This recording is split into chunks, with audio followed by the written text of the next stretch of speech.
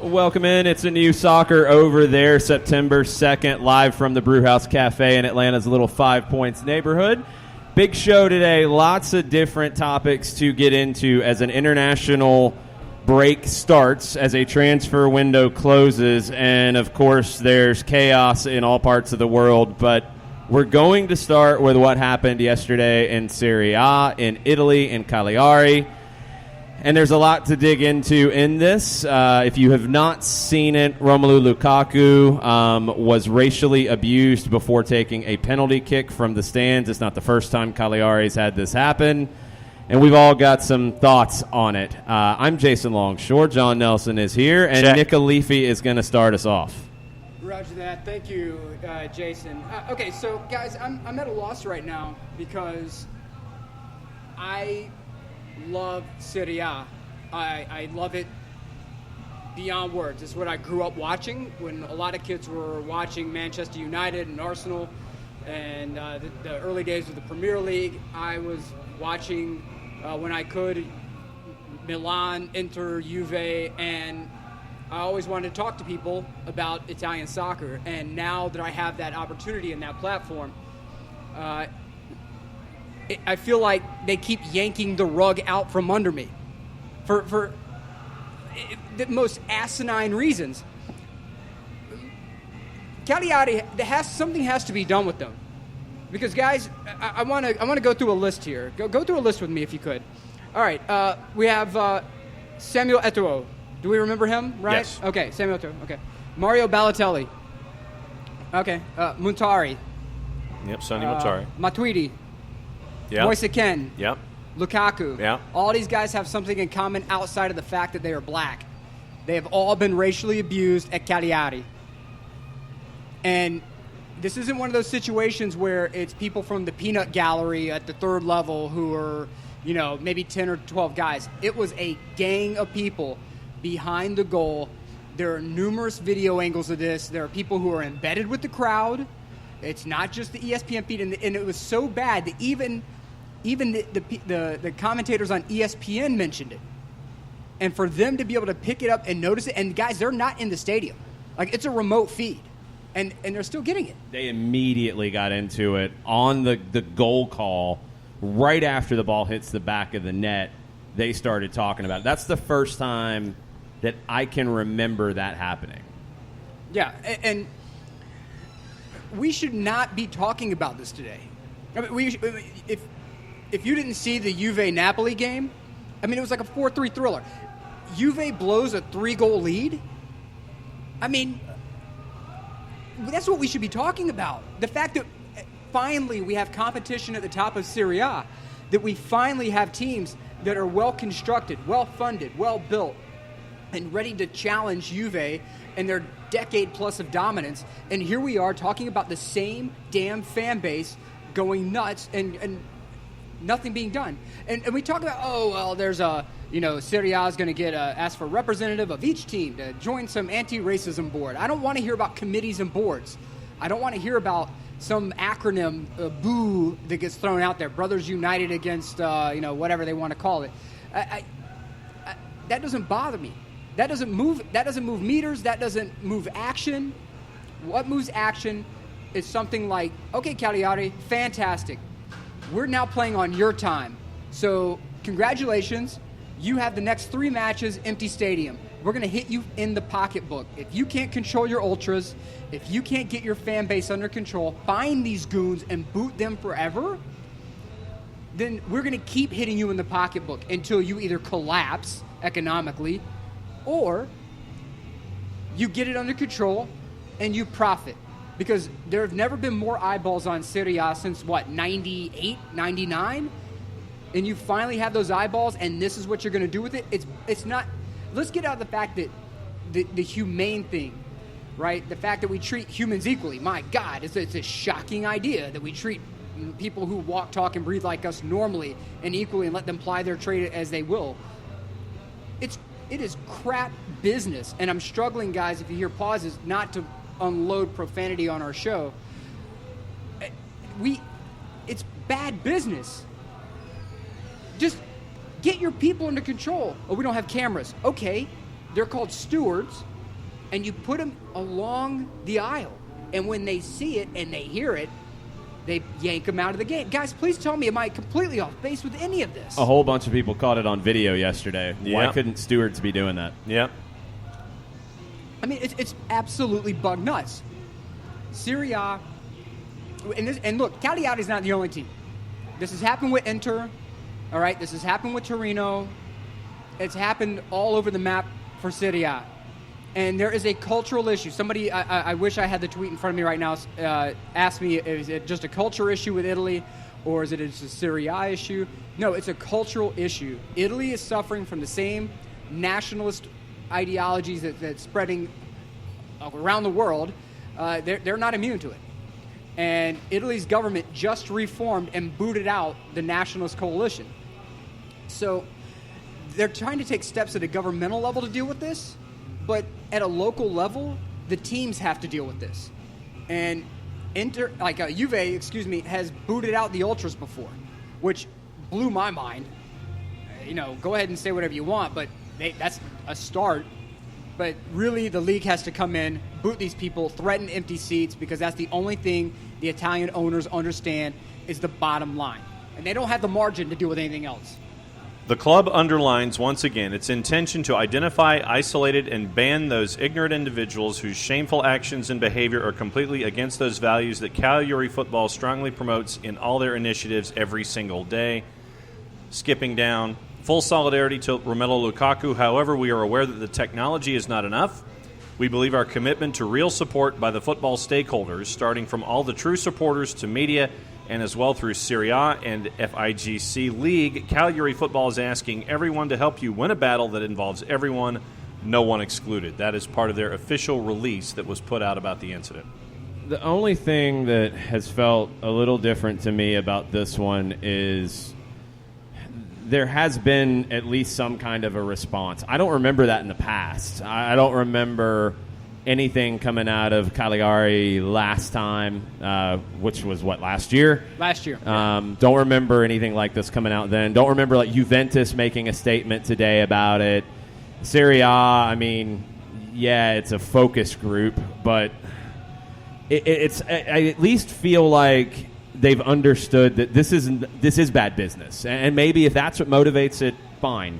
Whatever it takes, because it's embarrassing. And the fact that Serie A could have the clip from the broadcast pulled within 2 hours and they can't deal with this in a better way, that's the embarrassing part of it. Romelu Lukaku issued a statement on Instagram, and it's just very, very simple. He says football is a game to be enjoyed by everyone, and we shouldn't accept any form of discrimination that will put our game in shame. And he said, I hope the football federations all over the world react strongly on all cases of discrimination. Social media platforms, Instagram, Twitter, Facebook, need to work better as well with football clubs, because every day you see at least a racist comment under a post of a person of color. We've been saying it for years and still no action. Ladies and gentlemen, it's 2019. Instead of going forward, we're going backwards. And I think as players, we need unity and make a statement on this matter to keep this game clean and enjoyable for everyone. Yeah, and then Rob Harris said that there is Serie A is asking for they're asking each of its 20 teams to nominate a player to join a body being launched next month in an attempt to stamp out racism from Italian football. Okay. I'm not holding my breath on that. No. At least it's a start. I'll give them that, at least, that something. Now, they have to do something with it. And what needs to happen as well, and this is something that, look, I know a lot of people who love the game and come to listen to our shows and stuff for what we're talking about the game and digging into tactics and who's playing well and all the fun stuff. And I don't like to talk about this stuff either. I don't like to keep bringing it up. I don't like to keep making a point of it. But I'm with Lukaku. I feel like we have to. If we want it to go away, we, the collective we, have to. Because it's real easy to put it on mute. It's real easy to look the other way and not watch a video that's one of the most disgusting things I've ever watched. with grown men making monkey noises at a player just because he's wearing a different shirt. It's sick. And if you're a player of color, why would you ever choose to play for that club again in Cagliari? And like you said, they're not the only ones. So it's easy to turn away and wish that we didn't have to talk about it. I think we've got to do the harder thing now and talk about it. Let's talk about how this is bringing unity as well. I think it's no big secret that I'm a diehard Milan fan of the AC variety, red and black through and through. I have never wanted Inter to win anything in my life. I don't want them to win a three-legged race. I don't want them to win a potato toss. I don't want them to win like the spoon and the egg races, you know? I don't want them to win anything. After I heard that, I wanted Inter to destroy Cagliari. I wanted like a 9-1 scoreline. Run it up, Herman, leave no doubt. I wanted destroy all, scorched earth. I wanted Inter to wreck them into the ground. I'm not terribly happy with the 2-1 result, and the fact that I'm wishing that Inter would have annihilated them more and furthered their lead at the top of the table. That should tell you that it's absolute buffoonery. And guys, Italy's not the only ones. No, not at all. No. Italy's not the only ones. And it's not whataboutism. It's not a what about. Sky Sports, Graham Souness. Yeah. Right? Mm-hmm. All right, talking about Everton's Moise Kean, who is the player who we referred to last year as being racially abused at Cagliari, essentially saying that, questioning why would Juve get rid of a talented 19-year-old striker unless something was wrong with him. Compared him to Adebayor, and what's the common link there between Adebayor and Moise Kean? And essentially that if there wasn't a buyback clause, why would Juve do this move? There must be something wrong with this kid. This kid's poor attitude. This poor kid's poor work ethic. What year are we in again? Is it you can if everybody out there, I guarantee you within arm's length, you have a little rectangle. And this little rectangle is one of the most powerful pieces of technology to ever exist in mankind's history. On this, you could take photos, you could take videos, you could make phone calls, you can video chat with someone across on the other side of the planet, and any bit of information that is not classified by the government can be found on this little rectangle. And Graham Souness couldn't spend 30 seconds of his life going into why Juve made this move. Not 30 seconds at all. It's okay, Graham. Graham, I want you to tune in really quick because this part of the show is just for you, okay? I want you to go ahead and tune in and turn it up because I know you're a dinosaur. So I want you to go ahead and turn the hearing aid up to about level 15. Go ahead and turn the speakers up. Go ahead. Go. Come on. Okay, good. You got it. Good. All right, this is going to blow your mind. Things are different in Italy than in the UK. Financial fair play has hit Italian teams very hard. Also, you have to consider the fact there's a long history of teams in Italy that refuse to play younger players. And guys, wasn't there a manager in England last year named Maurizio Sarri? I believe so. Oh, okay, yes. okay. And now he's not there anymore, right? Yes. Okay. And this manager, Maurizio Sarri, is kind of known for not really doing a lot of squad rotation. So you're going to have this 19-year-old asset sitting on your bench not really doing anything if you're Juve? Oh, okay. This is a player you got for nothing. So if you have the ability to sell them for anything, you're making profit.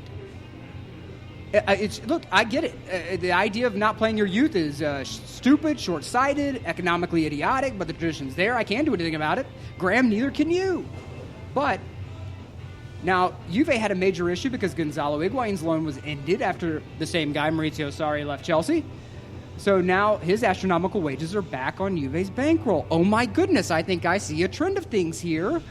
They also transferred in De Ligt, Rabiot, Ramsey, Danilo, Mule, Rafinha, Caceres, Romero.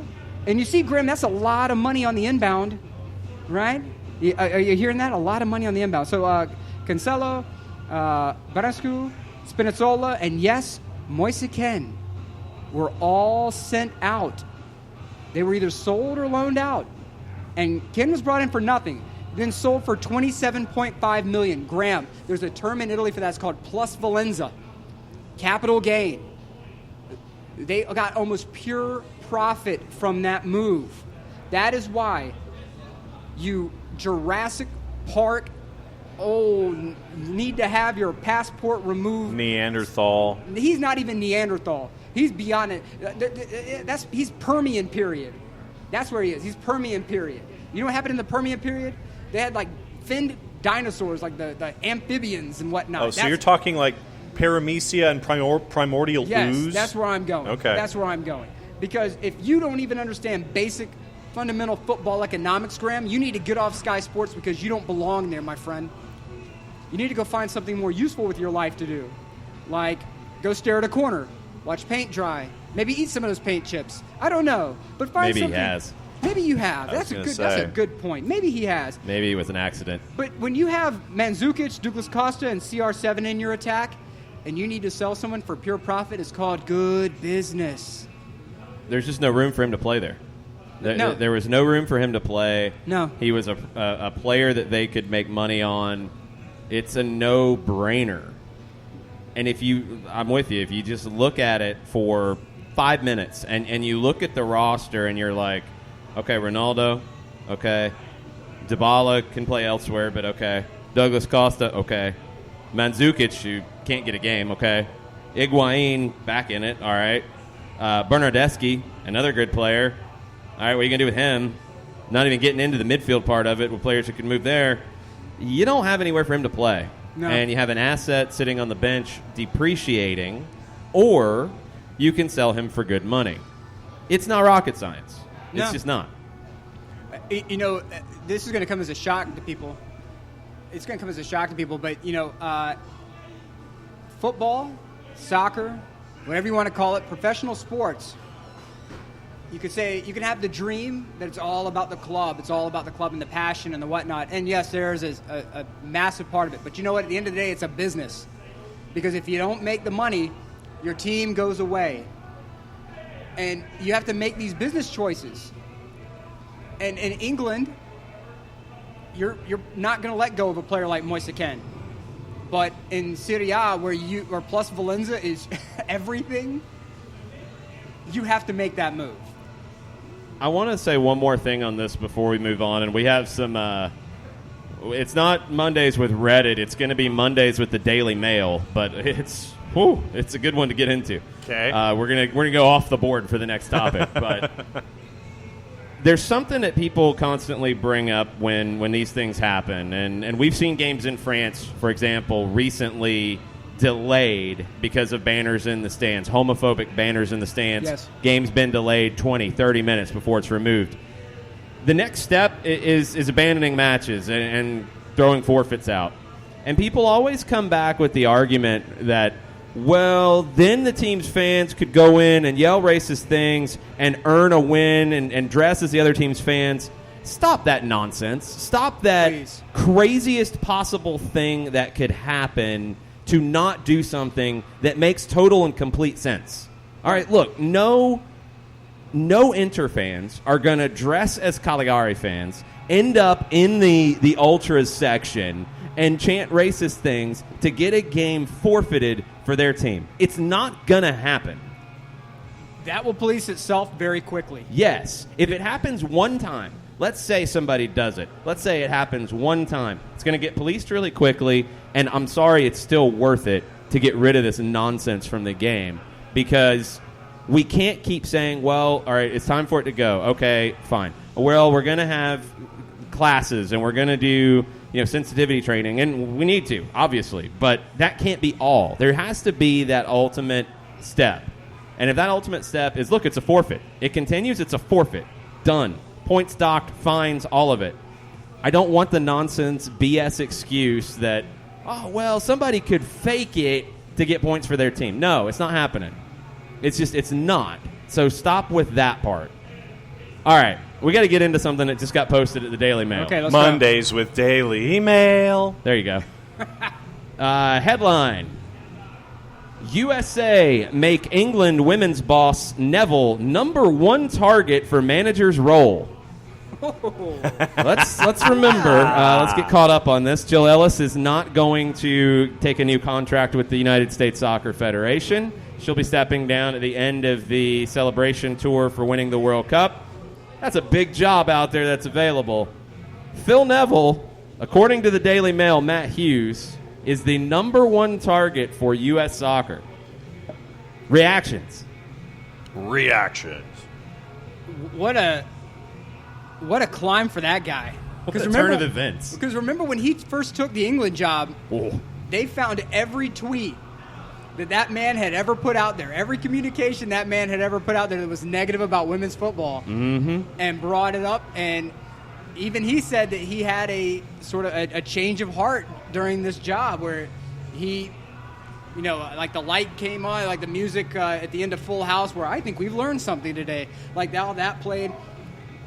I'm okay with this move. I have no poor gut reaction. Because, honestly, who in America has said, and again, we could throw out names of who we would want to take the job, but who has said they would be willing to take the job?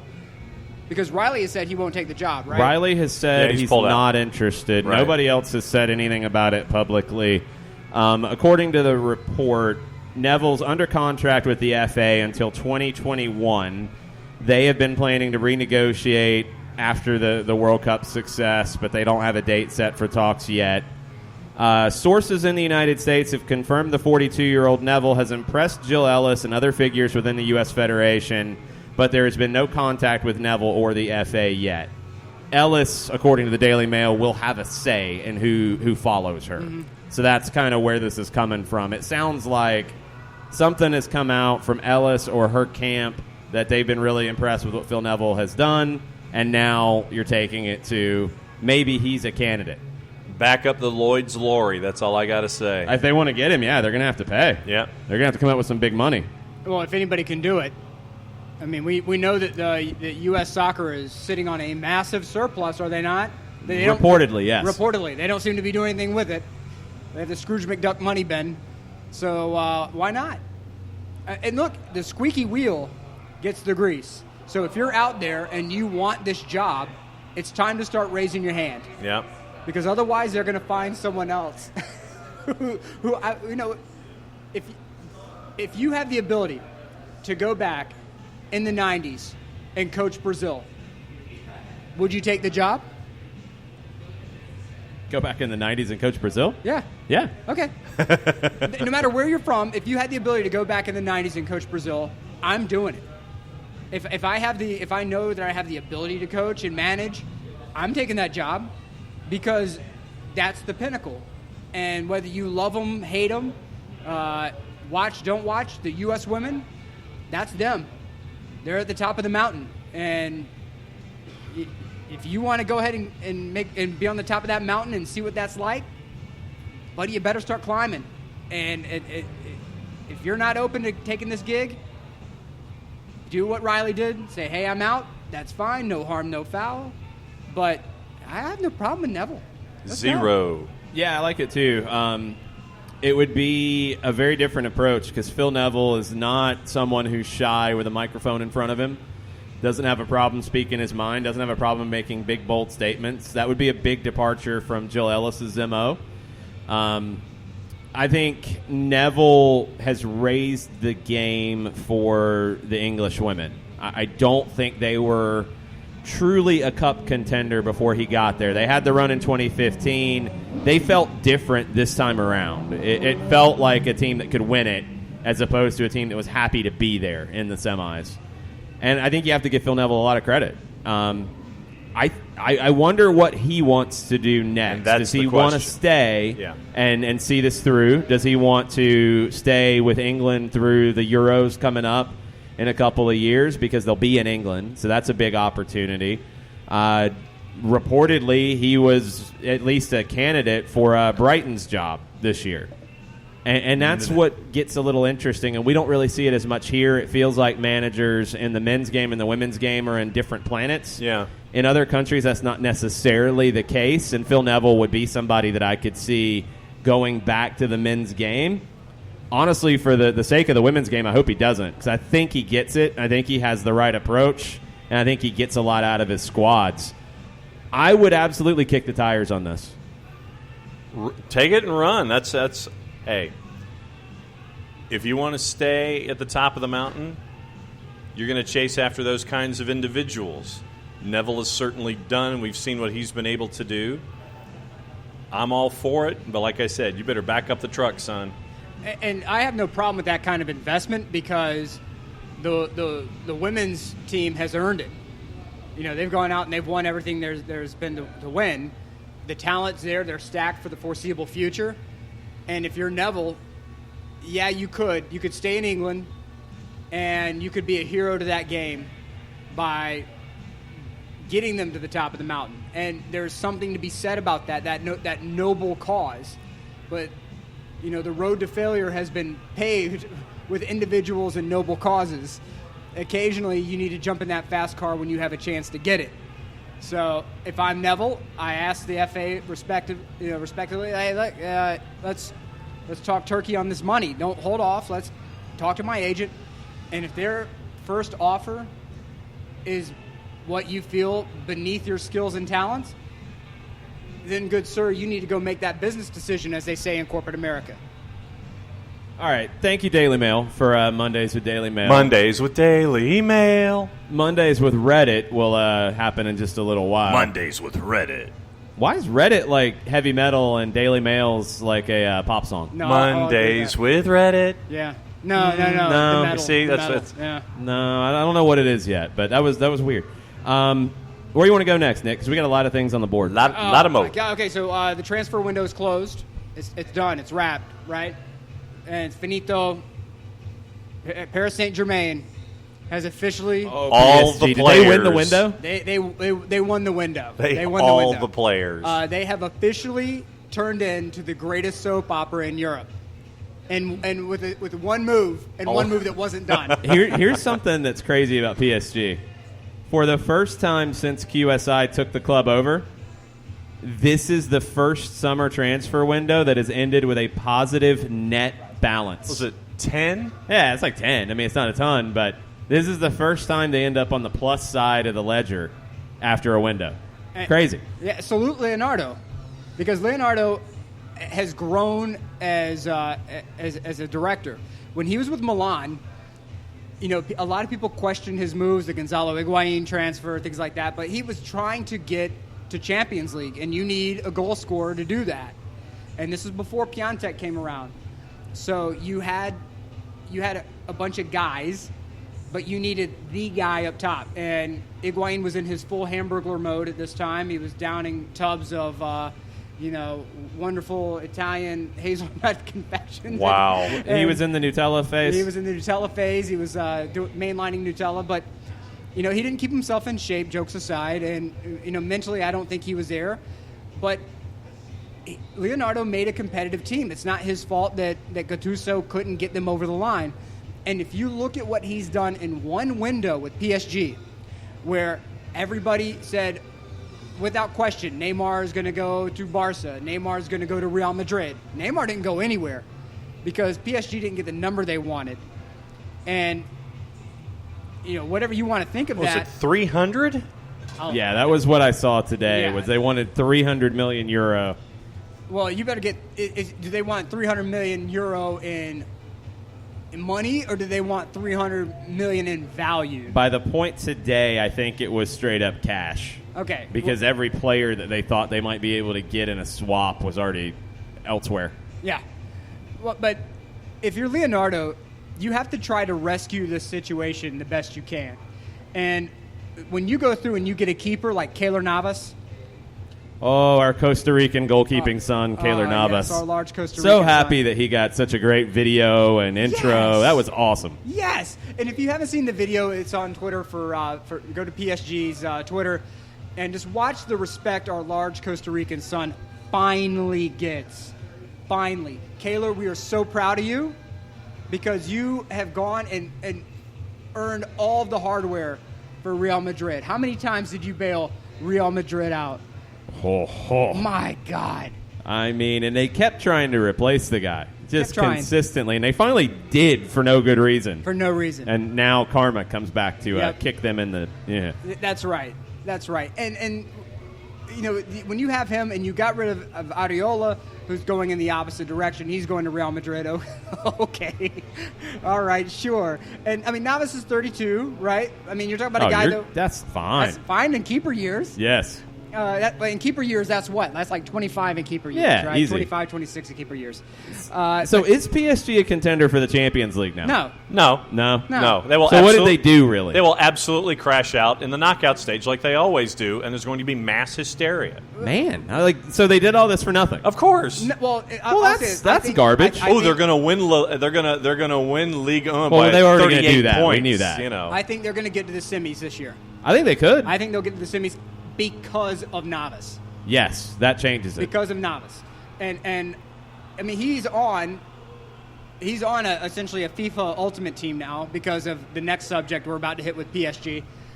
But you're talking about a guy who now has come in, and unlike Gigi Buffon, who has won just about everything there is to win, you're talking about a guy who can walk in and say, boys, I've done this 3 times in a row. I know exactly what it takes to win. Look at me, I will lead the way. But the problem with PSG is they don't have anyone with steel in their spine in that midfield. I just don't see someone who is that dog, to use the American sports talk analogy, who's going to be able to shut stuff down, who I can call off the bench. Maybe not the most technical player in the world, but can come in and just wreck the world. I don't see it there. But, guys, the soap opera comes in because PSG has picked up one Mr. Mauro Icardi and Wanda. And wow, as the Icardi turns. There was a Instagram post from the weekend with, I think, one of Mauro's friends who plays at Boca, and the rumors got going down there because Wanda very, very intelligently commented on the player's post and said something like, "Oh, we'll see you soon." And that got everybody going. And then this morning, there's a plane headed to Paris, and Wanda and Mauro are on it. And the deal is reportedly done now. Loan plus buy option, €70 million. And he signed the contract within the last couple of hours. So you have a player who, thanks to his agent, got himself removed from the starting lineup, who got himself locked out of the facility, then said, I want to move to the arch rivals of Juve. And I know everyone says, well, I thought Milan was the arch rival. Yes, but nothing really curdles the blood like Juve. Like, if you see insults between Juve and Inter fans, it's extraordinarily toxic. There's more of a familial hatred between AC Milan and Inter Milan, but they understand they have to kind of live under the same roof, so it's not quite as toxic as the Juve-Inter relationship. But with Beppe Marotta coming in, you knew all games were done. He's the guy who helped build Juventus into what it is today, and now he's taking over Inter Milan. It didn't matter what you try to do, including trying to sue Inter for €1.5 million to get back into the training facility, get back into the starting lineup. So what's the deal with this? There's a law on the books in Italy that they couldn't, because Inter was very bold in their public statements about, no, he's gone. We don't want him here. He's going to train with the 5-year-olds. I mean, whatever they could say to insult the guy, they were doing it. And they basically said, there's no way, you're not playing here. No. And that was the basis, I think, for the threat of the lawsuit. Was there some law in the books that he has to be given a chance and they can't, trash him while he's under contract or something like that? I'm not familiar with that particular law. But Gabriel Marcotti was talking about it on ESPN FC because they were getting into it, and they're like, the club's 100% right. And Marcotti just kept saying, no, actually, they can threaten a lawsuit. Yeah. They could sue under this. I don't think it's actually going to help you very much, but they could have. I think it was all a front to get out. Oh, yeah. Yeah. Well, and I'll tell you a very brief story of Italian justice to give you an idea of how weird that system is. So there was a guy who was a criminal, and he was arrested, right? Mafioso, whatever. And he goes to the judge, and using the wonderful loopholes that only exist in the Italian legal system, the judge says, I want you to go, and you're going to serve this under house arrest. And he goes, okay, good, fantastic. He goes home. Within 2 months, he's back in front of the judge of his own, under his own, foot power and everything. He gets it. And he says, I want you to reconsider the judgment. Please send me to jail. I cannot live with my wife. And the judge says, no, go back home. Ooh. So that's the Italian justice system right there in a nutshell. Okay. And so, yes, I would not doubt that such a law exists, that you cannot besmirch the name or character of a player who's under your employ, and I understand that. But yeah, I somewhat get it. I think it was all just a threat and a front to get out the door. Exactly. I'm still stuck at the notion that apparently Neymar wanted to pay €20 million to get out. That's going to be what he wanted to be gone from PSG. The Ultras have called him every name in the book. They have slaughtered this man's character. Anytime at Parc des Princes, he just gets annihilated. And you're asking him to come back out and put on the uniform and play. And the thing is that it's not Thomas Tuchel. This is Leonardo, Brazilian legend, going down, and probably the one person who could grab Neymar at the collar and say, son, you're going to do exactly what I tell you to do. You're going to put on this, like very Godfather style, slap him around, and he's going to say, you're going to do it because you're a man. It's going to be, I wish I had camera footage of this moment happening where Leonardo, as Vito Corleone, grabs him as he's sitting there. Neymar's crying, I don't want to play here, Godfather. Slap, slap, slap, slap. Sends him back out. I want to see that happen, because that's exactly what's the dynamic is. It's radioactive. Either you're going to have a team that is a nuclear-powered attack, or it's going to be a radioactive dumpster fire. It's one of the two. It could be a bit of both. So, we get into what PSG could be this year. Ligue 1 doesn't really matter because that's been nothing for them. But you look at the lineup they could field. Thiago Silva, center back, captain, Keylor Navas in goal. You've got Marquinhos. You've got Abdou Diallo, who you just brought over from Borussia Dortmund for reportedly around $36, $37 million. You've got defenders. Outside backs, it's not the greatest. Juan Bernat, Thomas Meunier, okay. Central midfield, Leandro Paredes, Marco Verratti. You've got some guys injured at the moment. They've got a bunch of injuries at the moment. But Julian Draxler, Ander Herrera, Pablo Sarabia. And then, your attack. You're talking about some combination of three, I think, of these guys between Mbappe, Neymar, Di Maria, Icardi, Cavani. You have to set up a team basically to get as many of those attackers on the field as you can and run with it. I wonder how close they are to where Leonardo wants them to be. They can get through the group stage in the Champions League with this. I think they'll be just fine. They'll get through it. Yeah, you'll get through group. Is there a move they could make when you get to January for an outside back to put him over the top? I think there might be. Yeah, and that's going to be the move that you're going to have to make. I think so. I don't think you're strong enough there. No. Verratti has tremendous ability.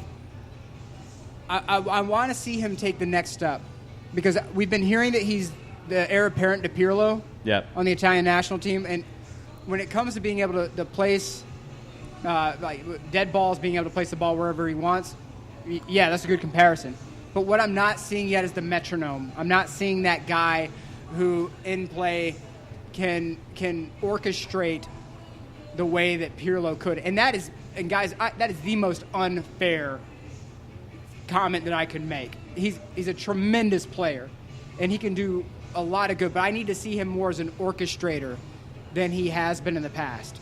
I'm curious to see where Herrera fits into this, too. I always felt like he was a really nice player that never truly got the opportunities that he deserved at Manchester United. He could end up being kind of an unsung piece of this transfer window for PSG. I think, in general, they're a better team now. Now, for them, as we said at the beginning, does that really matter? Does that change anything? I don't know.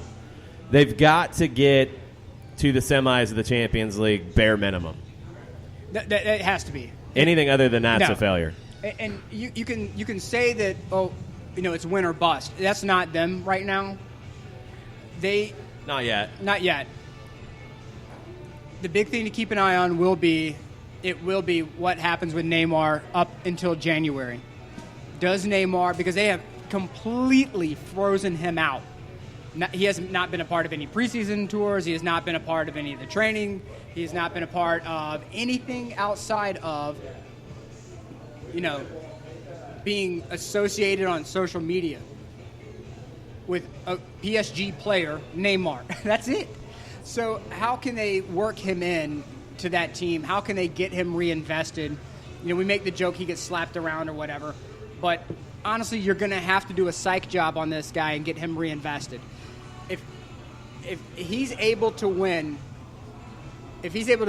I say win a spot in the semis, I think that will be enough for Neymar to walk away next summer and feel a sense of accomplishment. Because you'll be doing something that, that's a high watermark for PSG. So, absolutely. That. All right, the biggest move of the transfer window's happened. The biggest move. It's a huge announcement. Huge. FC Copenhagen. Wait. They have signed Nicholas Bentner. Oh, yes. Got him from Rosenborg on a deal until the end of the year. Nicholas Bentner's going to Copenhagen. I wish that you would have provided us with enough of a warning, especially for those listening in automobiles right now. Maybe I know, there might have been some wrecks. There could be. Jason, you got to think about this stuff going forward, okay? We have a responsibility as entertainers. Sorry, I got distracted by the list of former clubs that is quite lengthy. Did you see the photo of Henrik Mkhitaryan at the airport when the deal was to Roma was solidified? It's like he just got off the plane and they draped the scarf around him at baggage claim, and he looked like somebody kicked his dog. Oh. It's like, I can't believe I'm here doing this. Oh, no. Mkhitaryan did not look enthused. No, he did not. He was either sleepy or unenthused. No. Then you also have Darmian heading to Parma and Duncan leaving Liverpool to go to Fiorentina. That Fiorentina move is one that, because Fiorentina had a couple of these moves. Rashid Ghazal left Leicester City for Udinese. He left for Fiorentina, excuse me. Fiorentina has been making these smaller to mid-level moves that are going to shore up that side. Now, you're not seeing that right now out of them, right? They are like 16 in the table. So if you're a Fiorentina fan, you have to be patient. Yeah, you're 2 games in. Yeah, you're 2 games into the season. People are already starting to question management, and I get it. Montella has a history of not doing really well.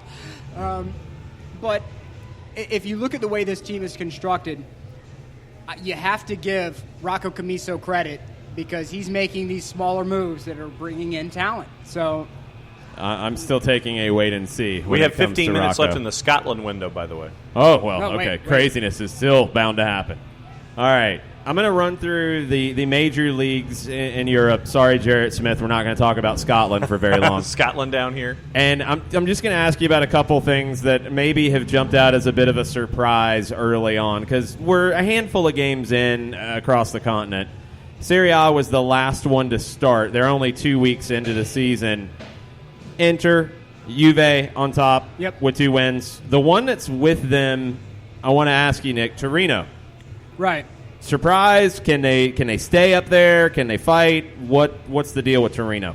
No, I don't think they're going to be able to stay in the top 4. This is the time of year when, just like Sassuolo, last year, you will see these teams that will hit nitro very early, and they will skyrocket to the top, and then it's, please God, let the parachute let us down slowly enough so we're out of the relegation zone by the end. Torino, good for them. You're at 3. I wish you probably would have done a little bit more in the transfer window to, maximize that space right now. Because you can go to someone right now and say, look, we're 3rd in the table. We need you, critical asset, to come join our team. We all know that it's stupid early in the season, but it's these marketing tricks that you use to get these guys in. I don't see them as a top 4 team. I can see them in the top 8, perhaps. A team that's probably going to shock some people this year. Not in a good way. Atalanta, they're going to be in Champions League. They're not very deep. I would see them probably mid-table and hovering in the mid-table. I just don't foresee a lot of ability for them to maintain last year's success. Sassuolo is going to be interesting to watch. Milan, 13 where they're at now. I think 10 is about as high as I would rank them. Last week they were linked to about 87 different players. How many did they actually bring in? 2, 3, 4, carry the 5. 2, 3, maybe 1? Yeah, not many. I don't know. Look, I'm not. We have these moves like we brought in Ante Rebic, and that's fine. That's great, but you're pulling a guy from Eintracht Frankfurt. I've had to take a step back as a Milan fan, and I think a lot of other people around the world are doing the same. Manchester United fans. Yep. Maybe some Real Madrid fans out there. Ooh, I don't think they're ready for that. They're not ready for it yet, No. but one of my favorite movies is No Country for Old Men, and it's a line that I've used before with Anton Chigurh, where he's sitting across from Woody Harrelson's character, and Woody Harrelson's character starts to try to negotiate for his life, and Anton Chigurh, who is his like absolute psycho, like cold-blooded killer, says you should admit your situation. There would be more dignity in it. And I feel like that's where a lot of us are with these historic powers. And I'm having to accept that right now. These these Eintracht Frankfurt moves, and not somebody from from Brazil who is a known oh my God, when this guy breaks through, he's going to be amazing. We're not getting those guys anymore.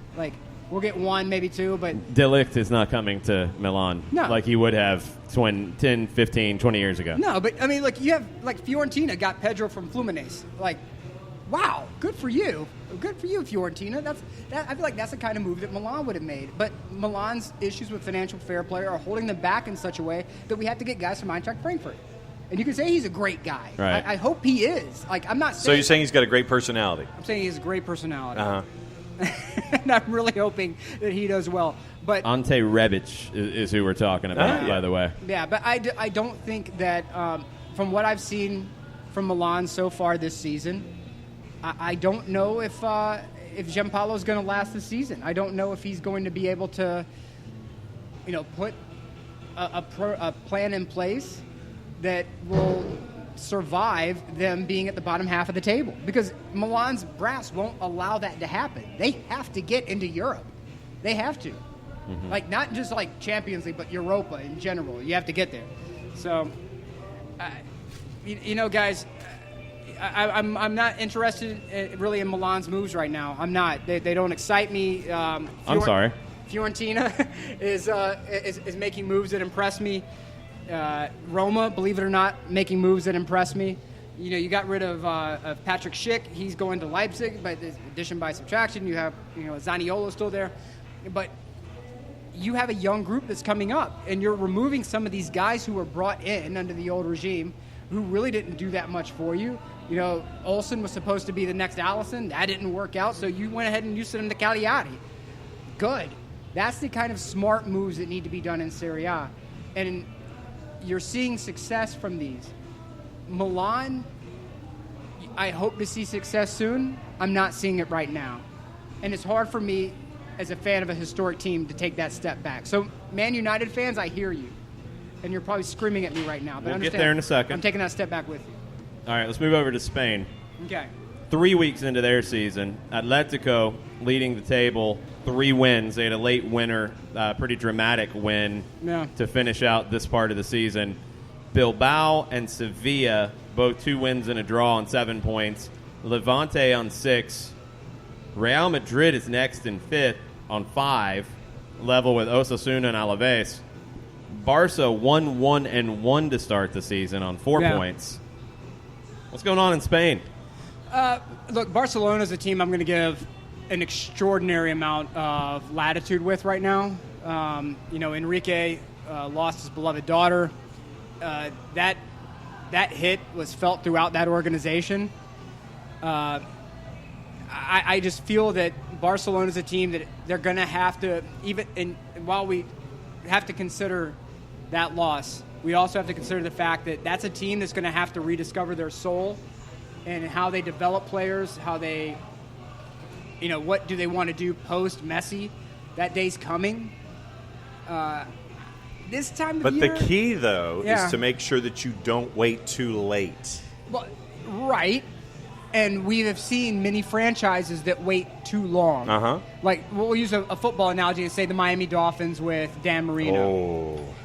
You waited until that guy, he had 2 steps short of a bionic arm. And the ankles. I mean, it was... But you can't allow yourself to fall victim to the gravity of past success. And we've talked about that before. I hope that Barcelona is able to get, to work with the Enrique family, provide Enrique whatever he needs, give him whatever time he needs. You should not in any way remove Enrique. I don't think he's the issue. I think the issue is up above Enrique when you started walking away from your youth product and trying to bring in people like Neymar at absurd sums of money. That's not Barcelona. That's not the Barcelona that we've grown up with. Even when you got Ronaldinho, it's not like you shattered the bank to get Ronaldinho, but you got him and you put him on full display and allowed his talents to shine. But you allowed that Iniesta group, as great as they were, to I think hang on a little too long. Absolutely right. And I get it. When you have Iniesta and Xavi and that group, you don't want them to go anywhere. And I think they've also struggled really ever since Pep Guardiola left. I mean, it's been a number of different managers, and it hasn't been somebody consistent. And there have been things that have been completely out of their control. And we know that. When you look at, like Tito Villanova, for example, who sadly passed away due to cancer, that had an effect. That hit them emotionally. Tata Martino came in and replaced him, and Tata Martino had a different mindset, a different idea. He's from the outside. This is a very insular club, and they never truly accepted him. And it's been, kind of a series, a little bit of a revolving door in some ways, and that's hurt them. They still have talent, obviously. I mean, Lionel Messi's there, you got a chance. You always have a chance if Messi's there, but now, it's Ernesto Valverde, and is he going to be somebody who makes it? Is he going to be somebody who sticks around? Because at this stage, he's got to win the Champions League. Winning La Liga is not good enough anymore. He's got to win the Champions League, and this is a guy who came in from Bilbao, previously at Valencia, Olympiacos. He hasn't been at a place like this. It feels like it almost kind of eats him alive a little bit. I don't know if he's the guy. And if he's not, who is? Honestly, I think something that if I was Barcelona, something I would be preparing for, and it's very similar to what happened with Pep Guardiola. I think to be effective at Barcelona, you have to breathe Barcelona. You have to bleed Barcelona. And there's a manager who is getting a start in the game who was honestly linked to the Atlanta United job. And if you want to try to recreate Pep Guardiola, Carlos Puyol. Do you want somebody who breathes and bleeds Barcelona? Carlos Puyol. You have raised the people's eyebrow with. I would have him in my academy. I would have him with my B team. I would have him ready to go because I think he's the next guy. Over what time scale? I don't know. I mean, that's the thing is with Barca, things happen fast. We're talking now.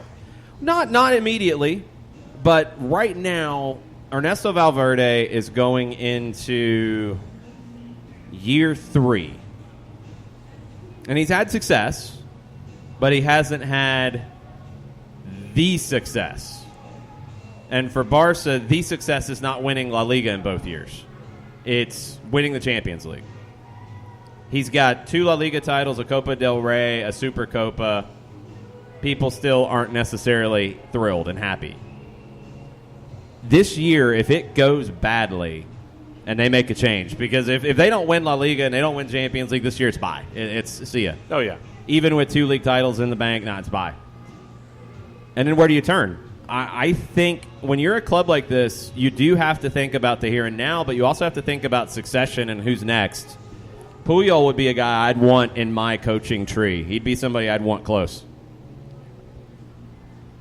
For me, I mean, hindsight being 2020, shouldn't Puyol have been in the queue a year or so ago just to be with the academy, be with the Bees and all that kind of stuff so you're ready for this moment instead of pulling him in? It's like you have your oh blank moment or your oh bleep moment, and then you sit there and you go Puyol now. I mean, it would have, for me. Somebody who spends their whole career with the club like Puyol did, he should have never been on the outside to begin with after he retired. He should have been there day one if you're managing it properly. And Barcelona doesn't always manage things properly. But there's also a drawback to that, though, because we've seen it before where teams have allowed former stars to hang around, and it creates a gravity well for anybody who comes in. Yeah, but the right ones, you have to. And a club like Barca, I think Barca is a special case because, being in Catalonia, being not anti-establishment, but being separate in a lot of ways from the rest of Spain.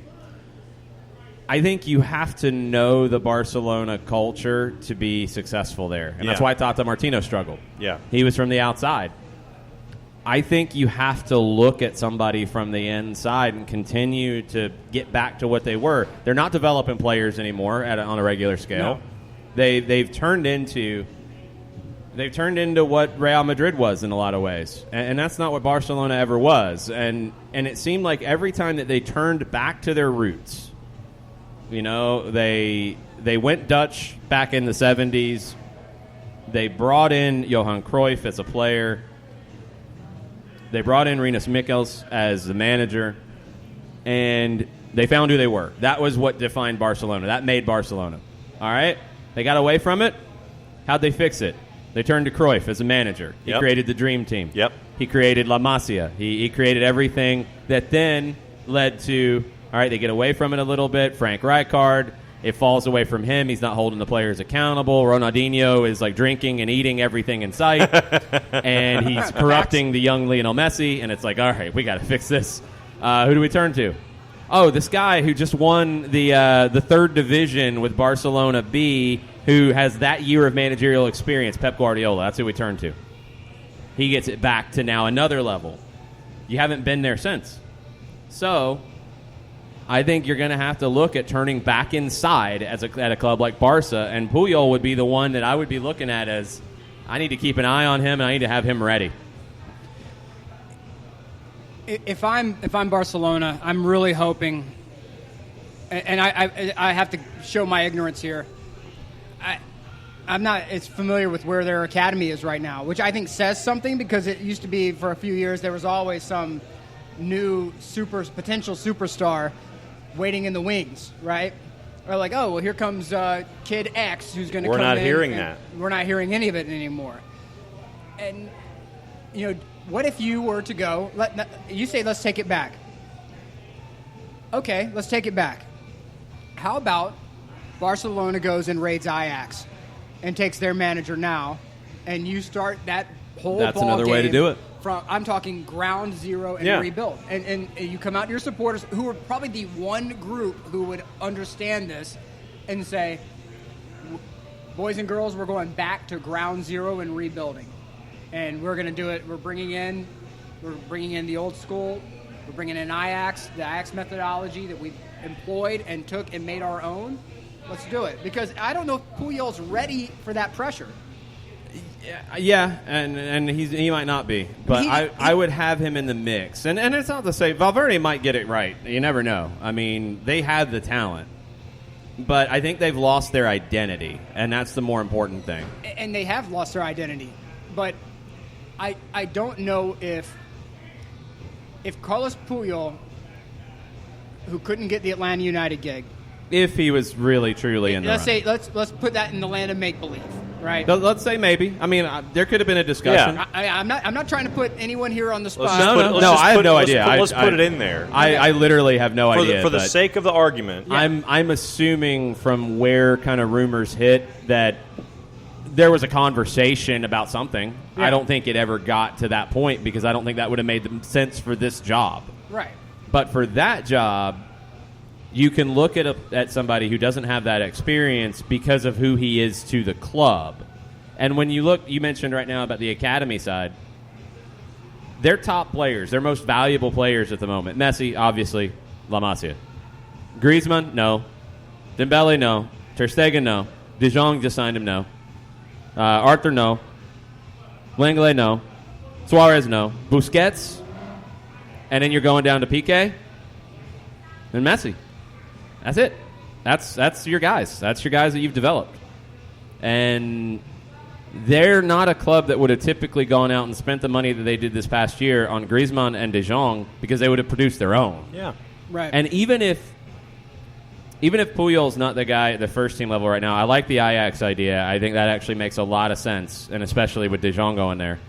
That makes a lot of sense. I would have Puyol work in concert with somebody to rebuild this academy and get it back to where it was. The movie The Dark Knight, do we remember that with Christian Bale as Batman? Yeah. And you had Heath Ledger as the Joker. Right. And the whole idea was that the Joker wanted to make Batman into something he didn't want to be, right? That Batman doesn't kill. Batman, sure, he will absolutely beat you to a pulp, but he will not kill you. And the Joker wanted to make him do the one thing he didn't want to do. And I feel like that our man... Did Real Madrid make Barcelona become what they didn't want to become? Yeah. I like it. They made them, the Joker in this situation, Real Madrid, with Mourinho, forced Barcelona to become what they didn't want to be, which is a buying club. And they've done that, and it's crippled them. Now that you're stuck into that whole idea of trying to keep up with the other guy, you're caught in that cycle, right. And you can't be who you are anymore. Right. You're no longer an artist. You're no longer an artist. It's like when you go to the museum and you see a white panel with a red dot in the corner, and you're like, why in God's name is this art? I could have done that, but you didn't. You can go home and copy it, but you're not an artist. So this was like Lady Gaga's J-Lo turn in The Star is Born? Yeah. When she did the pop music thing as opposed to being true to herself? Right. Okay. And that's and what you have now is Barcelona stopped being artists. They stopped creating. They stopped living their vision, which is we will find young, talented kids, raise them through our system, and we will raise good human beings and good players. And you're not doing that anymore, and you're bringing in Luis Suarez and to run your attack. Wait, what? That's not you. That's not who you are. Suarez has stopped biting people since he went to Barcelona. I guess that's a win in some small category. Yeah. He hasn't done anything shocking in that regard since he went there. It's small victories. It's I do want to see long term the whole. We talk about 30 for 30s that we'd love to see all the time. The Pep Guardiola versus Jose Mourinho, Barcelona versus Real Madrid 30 for 30. I would love to see it. Absolutely. Because Jose's the only one who got Pep to lose his cool in a press conference where he just went nuts on Mourinho. It really, I think, from comments I've seen from Guardiola, that whole rivalry took a lot out of him emotionally, because that's not how he likes to handle things. And it was ugly. And I mean, you've got Mourinho like sticking his finger in Barcelona assistant manager's eyes and all kinds of stuff. No, I mean it wasn't funny. It was kind of bad. Like it was. They played. I want to say 3 times in about 2 weeks, and it just got nasty. It was. Yeah. It was at the Bernabeu. Then it was at Camp Nou, and then I'm trying to. I think there was a league match and a Copa del Rey, like Yep. semi or something. That's right. And it was Copa del Rey. They do every 2 legs. It was insanity to the highest degree. Yeah. And when you get Pep Guardiola to lose his cool, Yeah, like when you get that guy and you get under his skin so much that the stoic, staid, locked in, Yeah. step at a time. Pep Guardiola completely goes off the rails. Give me a 30 for 30 on that. We'll move to England in 1 second. I do have to ask you about someone's performance from yesterday that turned some heads. Saving a draw for Real Madrid. Gareth Bale with 2 goals and a red card, but 2 goals. Good for him. Gareth Bale, the savior of Real Madrid. Gordie Howe hat trick almost. Good for him. And this is why. And it's sacrilege for me to say it. This is why Zinedine Zidane is not going to work at Real Madrid, because the well's already poisoned, and I think he's poisoned along with it, but he doesn't know it yet. And you told that man, get out, be gone, get gone. You're no good. You're a bum. And I've watched this play out in real life so many times where like a guy had a really good girl, didn't know how to treat her like crap, told her to get lost, and then when he really needed her, like when he got arrested, then he was on the phone like, oh, who'd you call for bail, buddy? Because her dad's the lawyer. Right, yeah. Who'd you call for bail? Oh, I called her. Oh, really? So, and good for Bale for increasing his value and for putting the jersey back on and saying, okay, I'll come save you, and I'm going to earn every penny of this contract. And when I leave here under my own terms, you're going to regret losing me. Just like you're regretting losing Ronaldo now, you're going to regret losing me too. So good on Gareth Bale. Good for him. I think this is why you don't badmouth people going out the door, because everyone's one move away from a come up. Everyone, if you're out there right now and there's a coworker you don't like, and God knows I have them, you don't badmouth them. You need to operate under that same doctor mentality of do no harm, because that person that you don't like will leave, get a management position, and then come back and be your boss. Always happens. At a company that you really want to work for. Exactly. And when you go to sit down for that interview, guess who's going to be sitting across from you? That person who you badmouth. And he's going to make you go through the whole interview process. He's going to make you get drug tested. He's going to make you think you're getting the job. Oh, we're crunching final numbers now. And then we're going in a different direction. Not tell you really why. Always. But you're going to know why. Always happens. Now, wait, because here's the thing, and we talked about this with Keylor Navas earlier. Guess who their first Champions League matchups with? Boys at Real Madrid. So, Keylor has the immediate ability. We're moving in a different direction. Ooh, that's going to be good. That's a must-watch. That's a must-watch.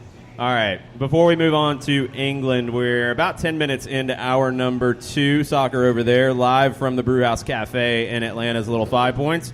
You want to come out and watch La Liga. You want to come out and watch Serie A. You want to come out and watch the Premier League. You want to come out and watch the Super Classico like I did yesterday. You can watch it here. That was strong. You can watch the Argentine League, the Colombian League, the Peruvian League. You can come watch those. You can watch Atlanta United games as well here at the Brewhouse. There's a huge crowd on Saturday night for the match in Philadelphia.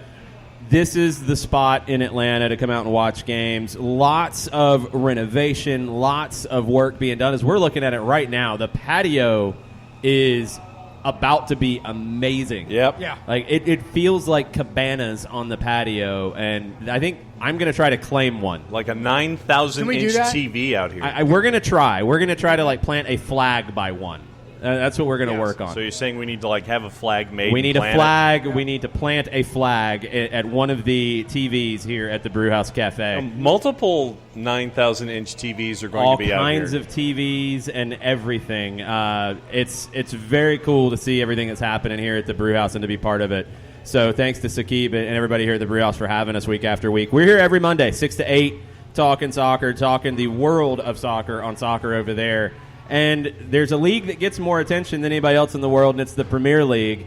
Liverpool at the top, not a shock. Not a 4 shock. wins on the trot. Manchester City second. They have a draw and 3 wins. They're on 10. Then it gets weird. Leicester Let's go, baby. is in third on 8 points. Crystal Palace, everybody's favorite, my Yes. favorite personally. They're on 7 along with Arsenal, Everton, and West Ham.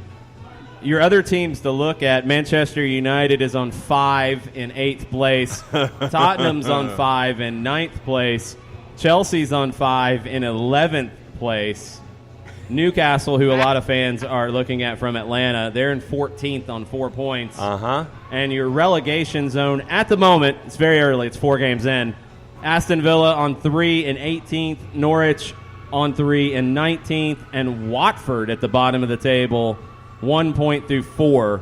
John, what's the biggest surprise about England for you? Wait a minute, Nick. What was it?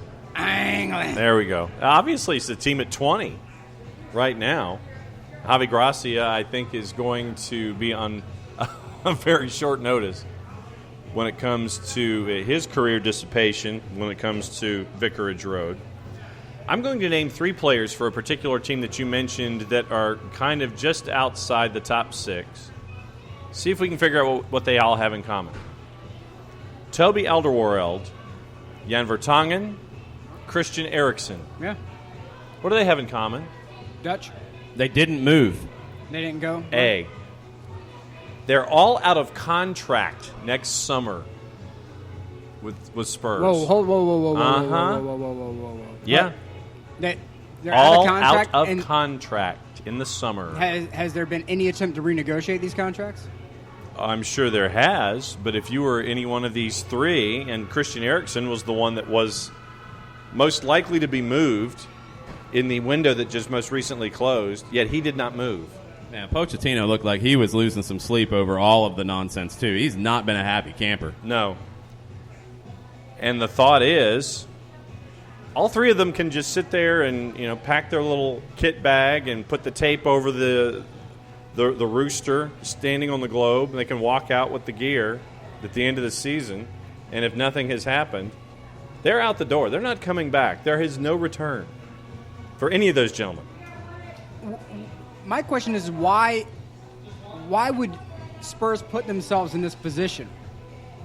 Like I don't understand. Like there's even if you don't want the player as part of your long-term deal, you have to maintain a certain level of quality.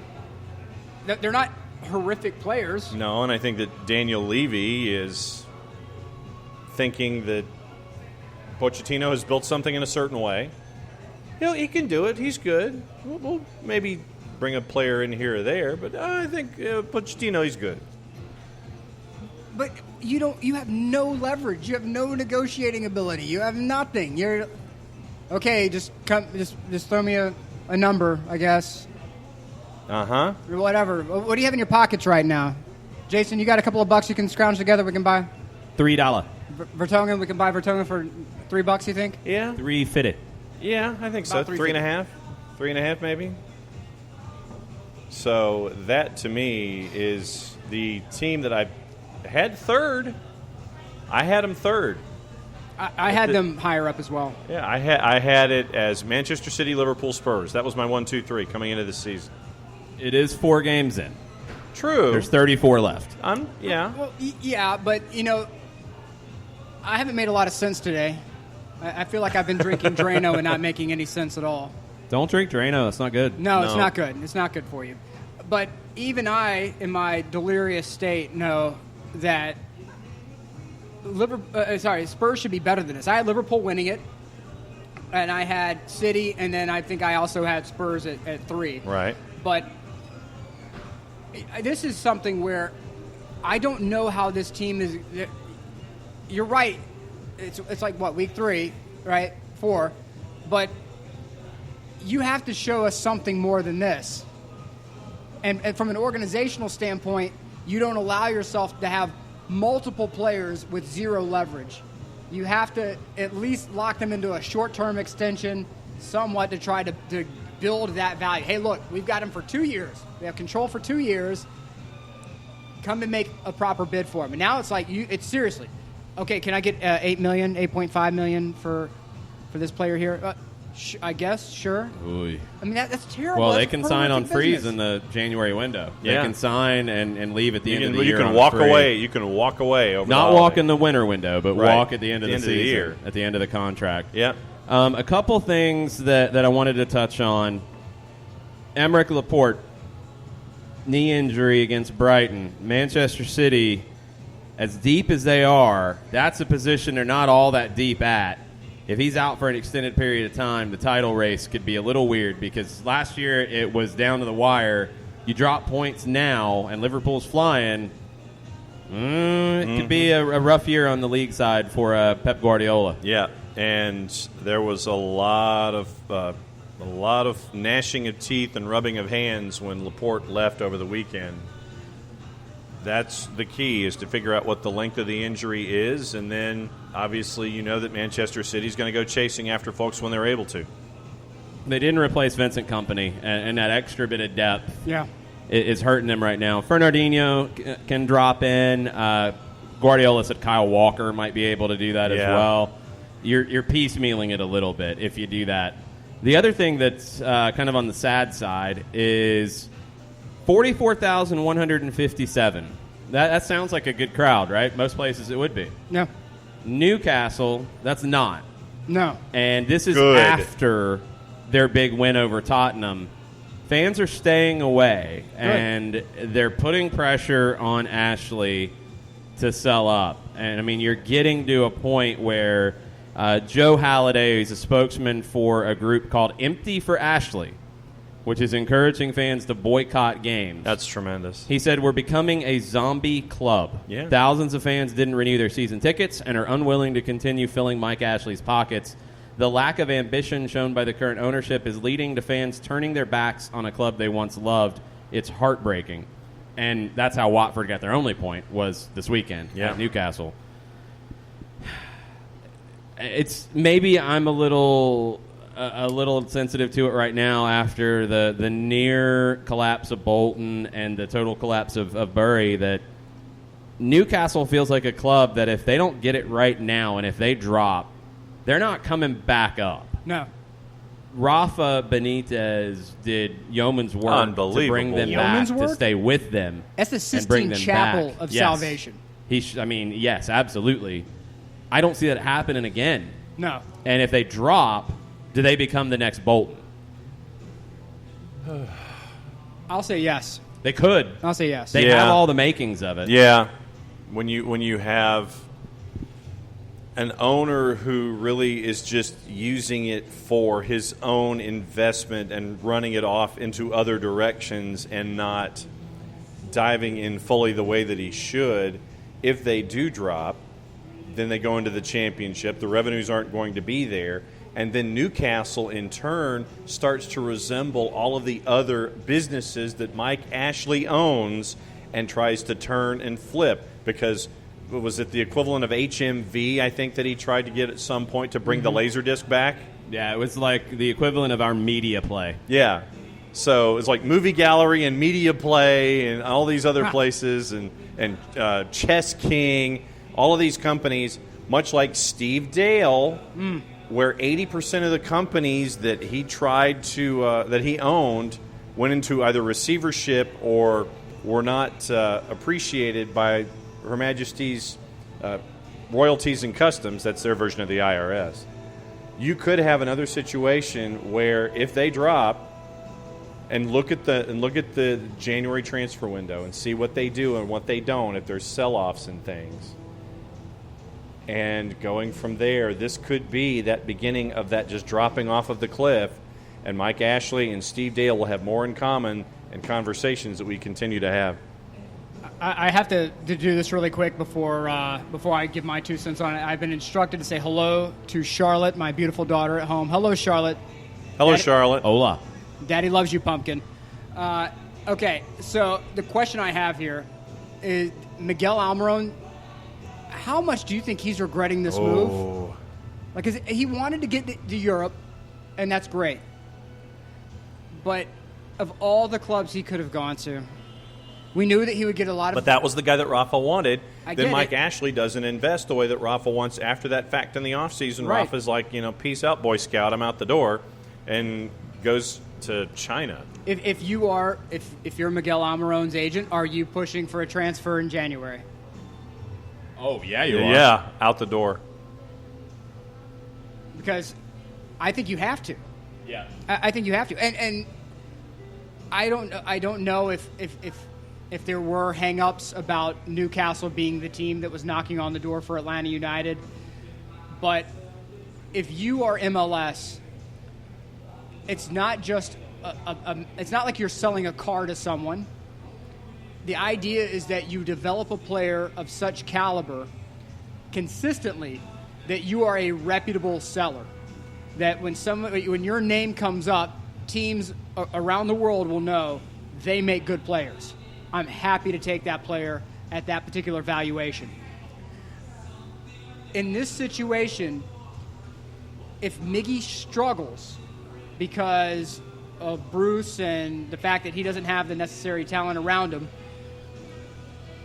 you're going to have teams that are going to start looking, rightly or wrongly, and say, I don't know about going back to that MLS well. But because then you're in the but world. Yeah, but it was, Steve Bruce. Yeah, but he didn't have a lot of talent around him. Yeah, but still, instead of the 27+ million that you're talking about, now you're saying, because we're doing risk assessments here, come in at like 10 million and go to there. 10, 12 million, and we'll cap it out at about 18. So you're taking a substantial loss. So if you're Atlanta United, if you are Houston, if you're these teams that are looking at DC United, you better make damn well sure that you have the right landing spot for your player as well, and counsel that player. Hey, look, here's why you shouldn't go to this team, man, because we want you to get to Europe, but here's why this team should probably be the last-ditch effort. Yeah, it's tough. I mean, it was the Rafa Benitez part of it was so hard to predict how that would actually go down. If he stayed, I don't think they'd be in the straits that they are. No. They wouldn't be in a great situation because Mike Ashley's still the owner, but they'd be in a better spot. If I'm his representation, I'm trying to get out in January. And that might be hard to do because then you're trying to move right after moving, and that's not always a good look, and it's not the best window to go. But if you wait, it might be even harder to get where you want to go. It's a tricky one. It's a really tricky spot, and I don't know. The when you get to that January window, England will look a little different than it is now. I don't think that Leicester and Palace are going to be in the Champions League spots. No. I think Tottenham will get back up the table. I think Everton will be in the mix. We'll see who else is with them, what that looks like. On the bottom side, I could see Newcastle in that spot. No doubt. It's not a definite. They were one of the three that I had. Yeah, it's not a definite. I mean, Steve Bruce doesn't exactly, excite you as a manager, but can he keep you from getting relegated? Yeah, he can. It won't be pretty, but he can. If you don't try to move in January and you think you're going to stay up, I think next summer you're looking to go. And the way that Miguel makes that happen is lighting it up at the Copa America in 2020. Yeah. That's the route for him as he goes to play with Paraguay and lights it up and turns people's heads. Steve Bruce on Miguel Almiron recently in The Telegraph. He's a great lad, probably the most popular player here. He's bright and effervescent and bubbly. Makes him sound like Dom Perignon 1982. He's a great pro. He just needs to get one of those opportunities to fall for him and he gets a goal. Since I've walked through the door, I've been pleasantly surprised at what a good player he is. Of course, he needs to add that finishing touch to his game, but it will come. I see how he works in training and he scores goals in training, but it's a bit different doing it in front of 50,000 people, and he probably just snatches at it a little bit. When he gets up and running, who knows? He might learn to go at things a little bit calmer. The great goal scorers go calm in front of goal. We need to be patient with him and I will be because of the type of person and player that he is, end quote. Does Steve Bruce know that he played in front of 70,000 people here in Atlanta? No. Probably not. No. Oh, you might not be able to handle playing in front of 50,000 people. Which it's not. It's 44 because people don't want to come see your sorry club. I will say that and he's not a forward, by the way. Yeah. I think that's also a check to Mickey's agent saying, if you try, don't try to push that transfer, pal, because everything he just said, it's all mentality. And on the training pitch, he does wonders, scores goals, he's well liked. All the things you want to hear about a player, but the mentality's just not there. He needs to calm down. He's planting some seeds. I mean, and that's what you're doing. Where a lot of teams will try to develop and build talent and talk your asset up as much as you can. If you're Newcastle, you don't want anyone leaving. No one trying to force their way out. So you have to try to put a governor on how much you build these guys up. And, all right. Go ahead. And I know, if as far as the fans go, amen. Mm-hmm. Sit out. Don't go. Sit at home. Don't do anything else. Don't give one dime to this club because they have shown you nothing but mediocrity. Nothing but mediocrity. If mediocrity is the end state that they want to reach, it's a problem. Because as Jason Davies told me, Newcastle is a sleeping giant. They have the stadium. Yeah, I 100% they have agree. the fans, Absolutely. They have the training facilities, but they don't have the cash or the ownership to get the job done. And Mike Ashley can say, well, you have to be a multi-billionaire to compete now. Good. Then make way for a multi-billionaire. Ask Bournemouth and Burnley about competing. Yeah. If you are that multi-billionaire and you are looking for a club that you could buy at a good price and turn into a Champions League club, that's the one. I think Newcastle is the greatest buy potentially in Europe. Yeah. I think it's all right there for them to be that club, but they got to have the right owner to do it. That's the one I'd be looking at. Right. And that's why you see billionaires now trying to buy into Serie A because Serie A is perceived to be... You can get in at a good price. Yeah, you can get the teams at an absolute steal, and it's probably the easiest path to Champions League. Yeah.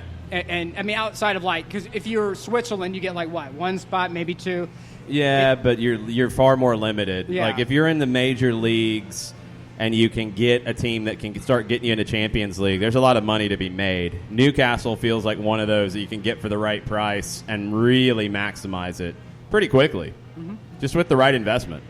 Right, and I think that if I'm a real estate agent, I'm pitching this club to investors as this is the last house on the block that you're going to get at a good price. In England? In England. I mean, there's not another team that I think can be in the Big Six that's not currently in the Big Six. I think there's two. Yeah. I think there's Newcastle, and I think the longer shot that it feels like maybe they're trying to get there is Leeds.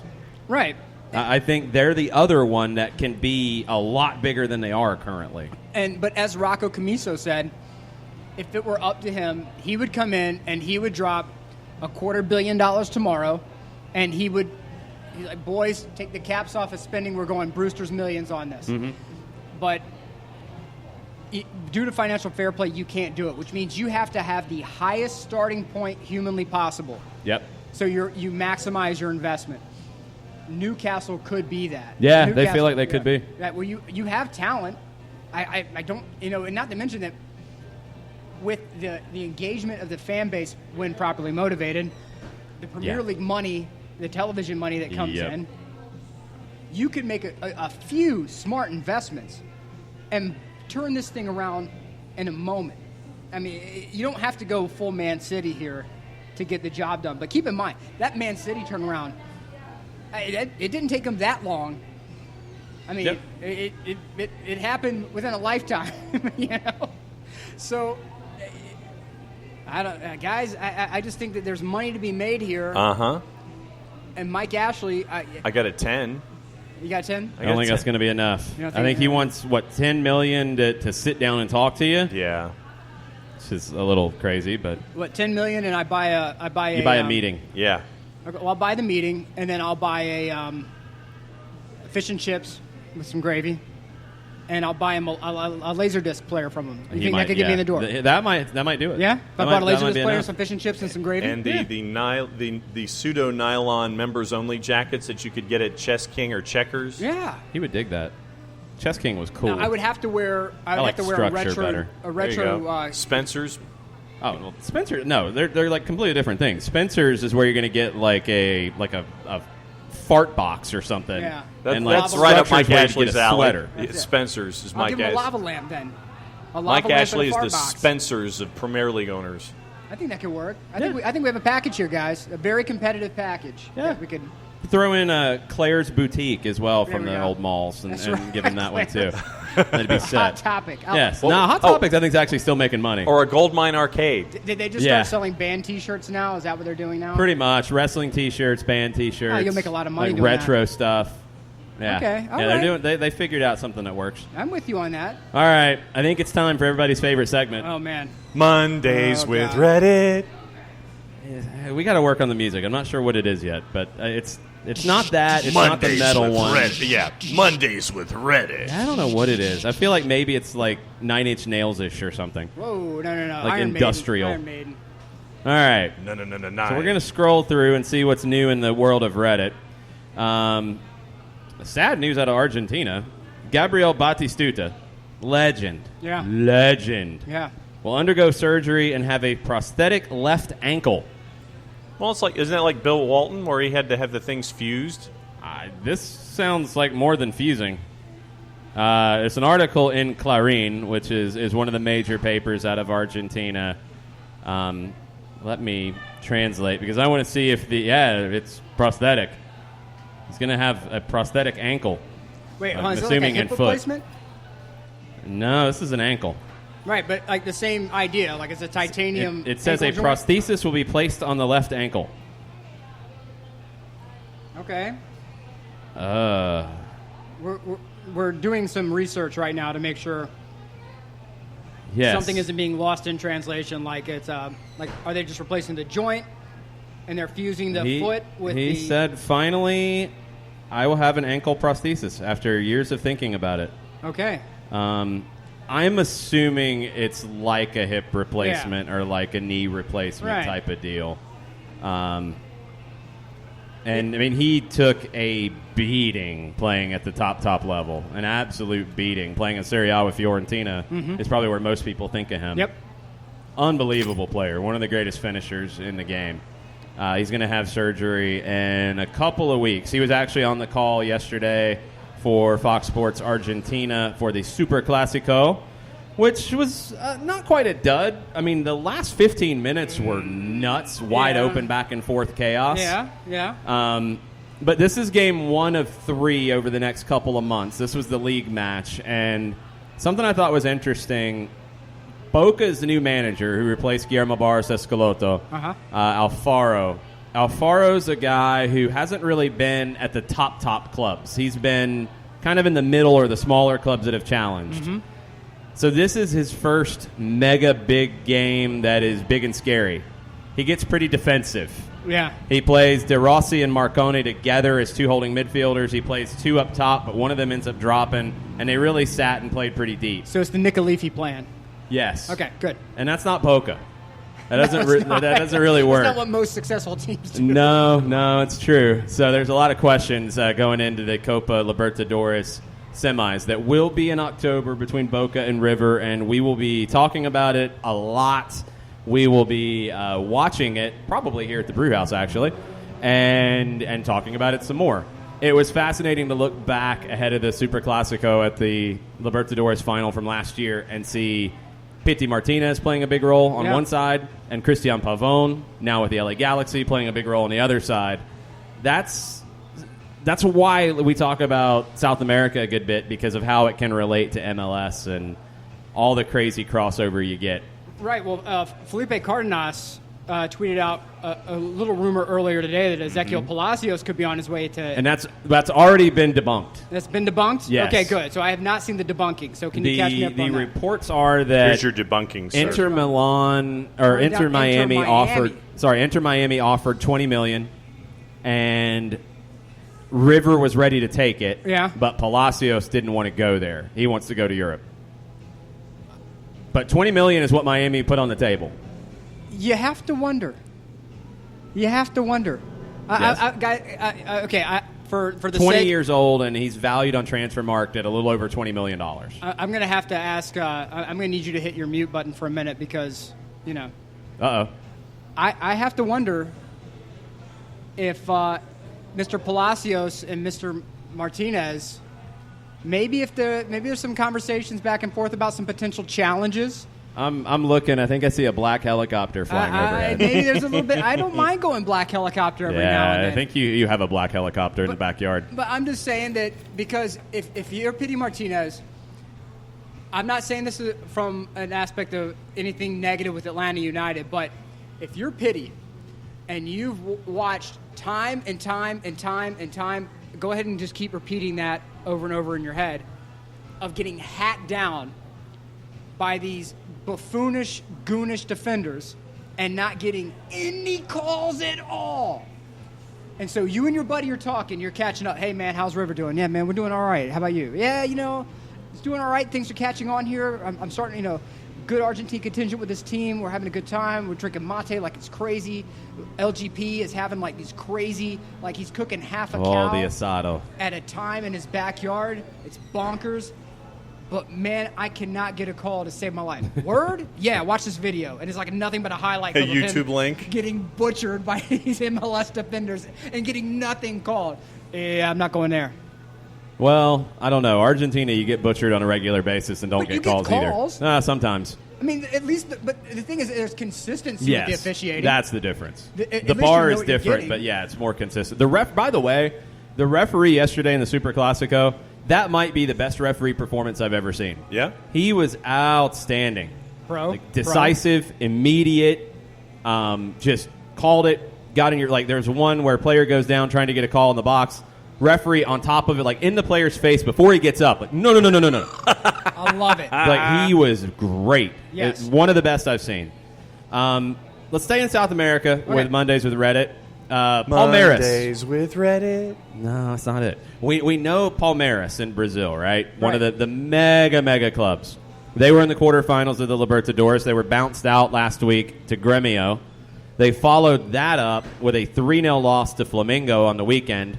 And their manager, who you will know very well, Luis Felipe Scolari, out the door. What? Wow. Bye. And good afternoon. No longer the manager. And this is the guy that a lot of people wanted at Atlanta United. He is one. He was on a list, yes. All right. So when you start talking about managers who are out there and available and could be looking at jobs, add Luis Felipe Scolari to that list. Palmeiras is in 5th place in the Brazilian Serie A. And you're out the door. They won the title last year. They were bounced in the Libertadores, and they lose 3-0 to Flamengo. Bye. Hit the bricks, yo. Scolari is a guy who, he had success with the national team, right? Yeah. But it just seems like he seems to me like one of those guys who should be managing in China and making just ignorant amounts of money. I think he could. I think, and maybe that's what's next. I mean, he's 70 years old now. He has been, I'll try to hit some of the highlights here in where he has managed. Grêmio in 87. He managed Kuwait in 1990. Grêmio again, 93 to 96. Palmeiras, 98 to 2000. Cruzeiro. Brazil, 2001, 2002. He has a World Cup trophy to his name. Not many can say that one. Lots of league titles with Grêmio, Palmeiras, Cruzeiro. He did go to China.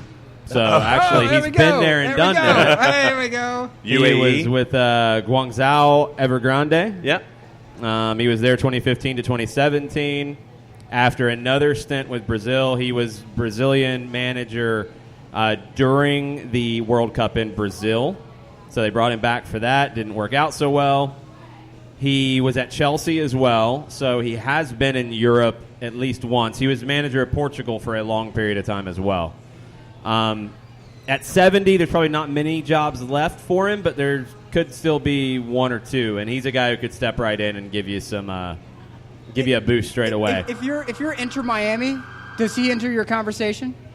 He could. I mean, I would take Yeah. him over. I would take him over Gattuso. Oh, he absolutely could. Yeah. I don't know.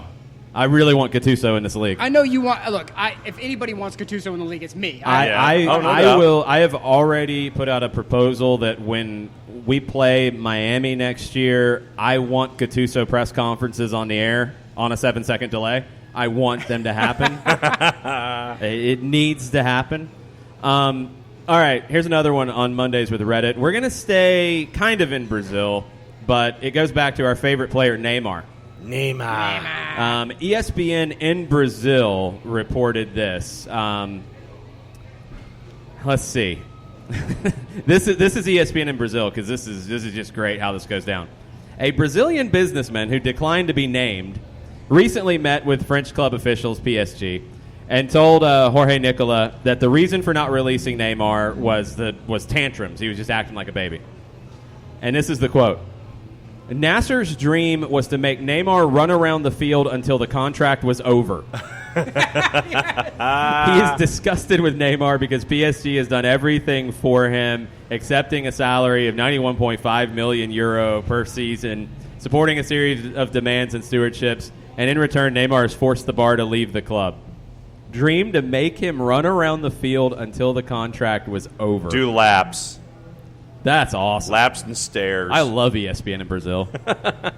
A random Brazilian businessman had this meeting and brings this quote to us. Mondays with Reddit is awesome. Again, though, that's why you have Leonardo. You have Yeah. Leonardo there. You have Thiago Silva there. You have two Brazilians who are able to snatch him up and say, get your act together. They're going to have to, or he's going to be running laps.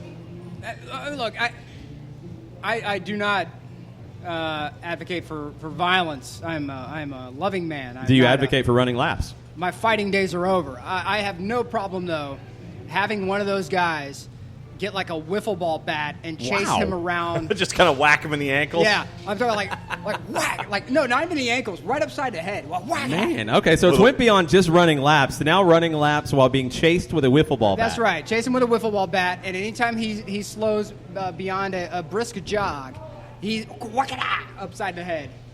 You are not a Brazilian businessman, are you? No, I'm not, you know. It wasn't you who talked to ESPN Brazil. I have a lot of business ties around the world, Jason. Why do you ask? That's why I'm asking. Radamel Falcao, Turkey, Galatasaray. Yep. Poor move. Yeah, I think so, too. Poor move. Just Couldn't he have done better? I think he could. Well, we get into a danger zone here. Well, no, okay. Here is exactly what has happened. I'm going to say not poor move because of this. Falcao tweeted about his transfer to Galatasaray. Falcao's a pretty popular guy. Yeah. Lots of tweets. Lots of followers, right? He tweets about the transfer. It becomes his most liked tweet in 10 minutes. There you go. That's why you moved to Galatasaray. Because people will follow you on the media that is social. There's not a place in Europe that would have taken him. I would think so. He has value. I don't know. He's kind of beat up. Okay, so he's beat up, but Robin still. Van Persie. That's all I have to say. Yeah, he had moments, though, still, even toward his waning days. But I would say that, to me, Falcao's a guy that still has ability. He still has talent. I mean, okay, if you say it's a passionate fan base, right? Mm-hmm. I just think that there's better leagues to play in where you could get more bang for your buck from a money perspective, bang for your buck in a brand building perspective. Oh, that's pretty good brand building. But it's Turkey. It is. Like True. You could. There were crazy scenes when he landed in Istanbul. Craziness. Right. And that's fantastic. That's good for you. That's pretty cool. But if you're in Serie A, if you are in La Liga, if you're in the Premier League, are you considering the Turkish league like? I'm assuming he didn't have those options. That's got to be it, because I don't know why you would take it over those options. Yeah. And you would take it over China. You would take it over Even for if him the going back paycheck to was Colombia silly? at this No, point. I'm Silly going money? to China. Are you kidding me? I'm going to China. I'm flying on a Chinese Airways jet with this loaded out with I money. don't know. If you're still a serious player, I don't think you're doing I want that. money. I have no problem. I think saying he's a want year the or money. two away from that. everyone thinks they're a year or two away from that. Then the year or two goes by, It smacks you upside the head sometimes. and then it comes out of nowhere. I would. That's why you have to try to get that money when you can, and get that really ignorant paycheck when possible. He might get an ignorant paycheck in Major League Soccer. Careful, Jason. Careful. He might. Careful. I'm just saying he might. I think he should. I think if you're not going to go to China, come to MLS, and I think you can get dumb money. Yeah. I think you can get dumb money. It's still there. There's still teams that are willing to pay you dumb money to come in. There should have been a team that was willing to spend smart money around $6 million to bring in Chicharito. Yes. My God. About $6 million is what the numbers were being talked about. $6 million. And you want to talk about a player? Change. Houston. Yes. Houston. Hello. Houston, hello. Well, Houston reportedly was offered more than $8.5 million for Mauro Manotas, and we have not heard of a deal being done. No. From a European club reported to be Sporting in Portugal. More than 8.5, and they don't sell him. This is why you have the next arms race in MLS will not be players. It will be management, and it will be the brain trust. Because goodness, if you're Houston, all right, here's what you do. This is very simple. You get a stupid, big, nice suite, the nicest penthouse suite you can get in the city of Houston, Texas. Okay. You have a big meeting and press conference and event, and you sign the papers, and Mauro Manotas, you're making a boatload of money to sell him to Portugal. And you're celebrating Mauro Manotas for having a great career in Houston and being a loyal servant to the club and scoring a ton of goals. And thank you, Mauro Manotas. Yep. We're very happy for you. And he walks out the door over to that way to the right. Then the door opens to the left, and Chicharito walks in. Right. Yep. And then the city of Houston goes crazy. Uh-huh. Not like nuclear. Like you got to keep it quiet, and you celebrate Mauro on one side, and then Chicharito comes in the other door, and boom! You bring the smoke, and it's the surprise, and it's like, oh my God, it's Chicharito's music. Yes, yeah, like WWE, straight and it comes WWE. Comes right through the door on the other side of the conference center with the Money in the Bank briefcase. Yes. Oh, yes, and he opens it up, and it's a Houston Dynamo jersey. Yeah, the whole MLS. Krista Mann, call me. Krista Mann, call me. We have the plan. There you go. Houston Dynamo, you're welcome. Yes. You're welcome. There you go. Because we can re-walk through this again, but probably for a paycheck. So yes, we're happy to walk back through it. You're gonna have Guys, do not post this on demand. No, it didn't happen. Too many mistakes this episode anyway. Didn't happen. There's money to be made. All right, go ahead. I'm just saying that the arms race here, if Inter Miami comes out, and let's say they spend well, but they don't go completely insane, and they are still in that LAFC Atlanta United range, people will start looking around and going, oh, that's what we should do. We should blow this whole thing up. Mm-hmm. Call LAFC, call Atlanta, call Miami, and you start talking to their scouting department until the amount of zeros reach the appropriate level, and you get them out. I mean, I would call Carlos Bocanegra up and be like, Carlos, I know you're working for Arthur Blank, but here's this crazy thing. He's not the only guy with a lot of money. So why don't you start talking to us and tell us where you want to stop on these zeros? Because I'm just writing them as we speak right now. These zeros, they're just writing themselves. So it's like the cliffhanger game from Price is Right, where the yodeler the yodeler just goes up until you finally hit your number. Yes, that's exactly what it is. And why wouldn't you? The fact that if you are a mid-level team in Italy, if you are an MLS team, if you are a mid-level Premier League, what's the commonality across the board? You are limited into what you can do financially, either by an artificial cap or by a hard cap. So you need people who have knowledge of how to work with this and maximize talent, maximize revenue, and how to build within this system. You can go to the Netherlands and get a guy from Ajax. You're going to pay a premium for it.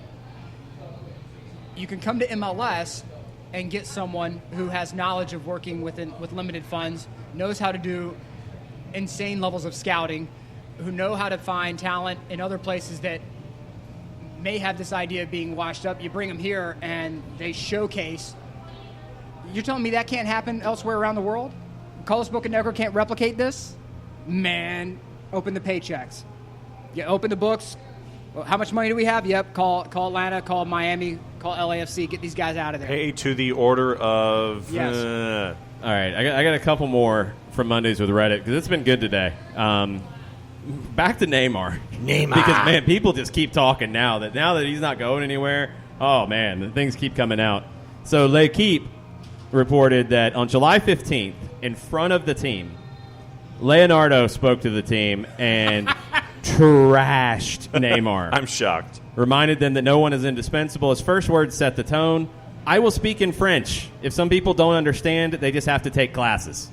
Wow. Boy. And now this one, a PSG member, I'm assuming a board member, about Neymar, and this was to RMC Sport.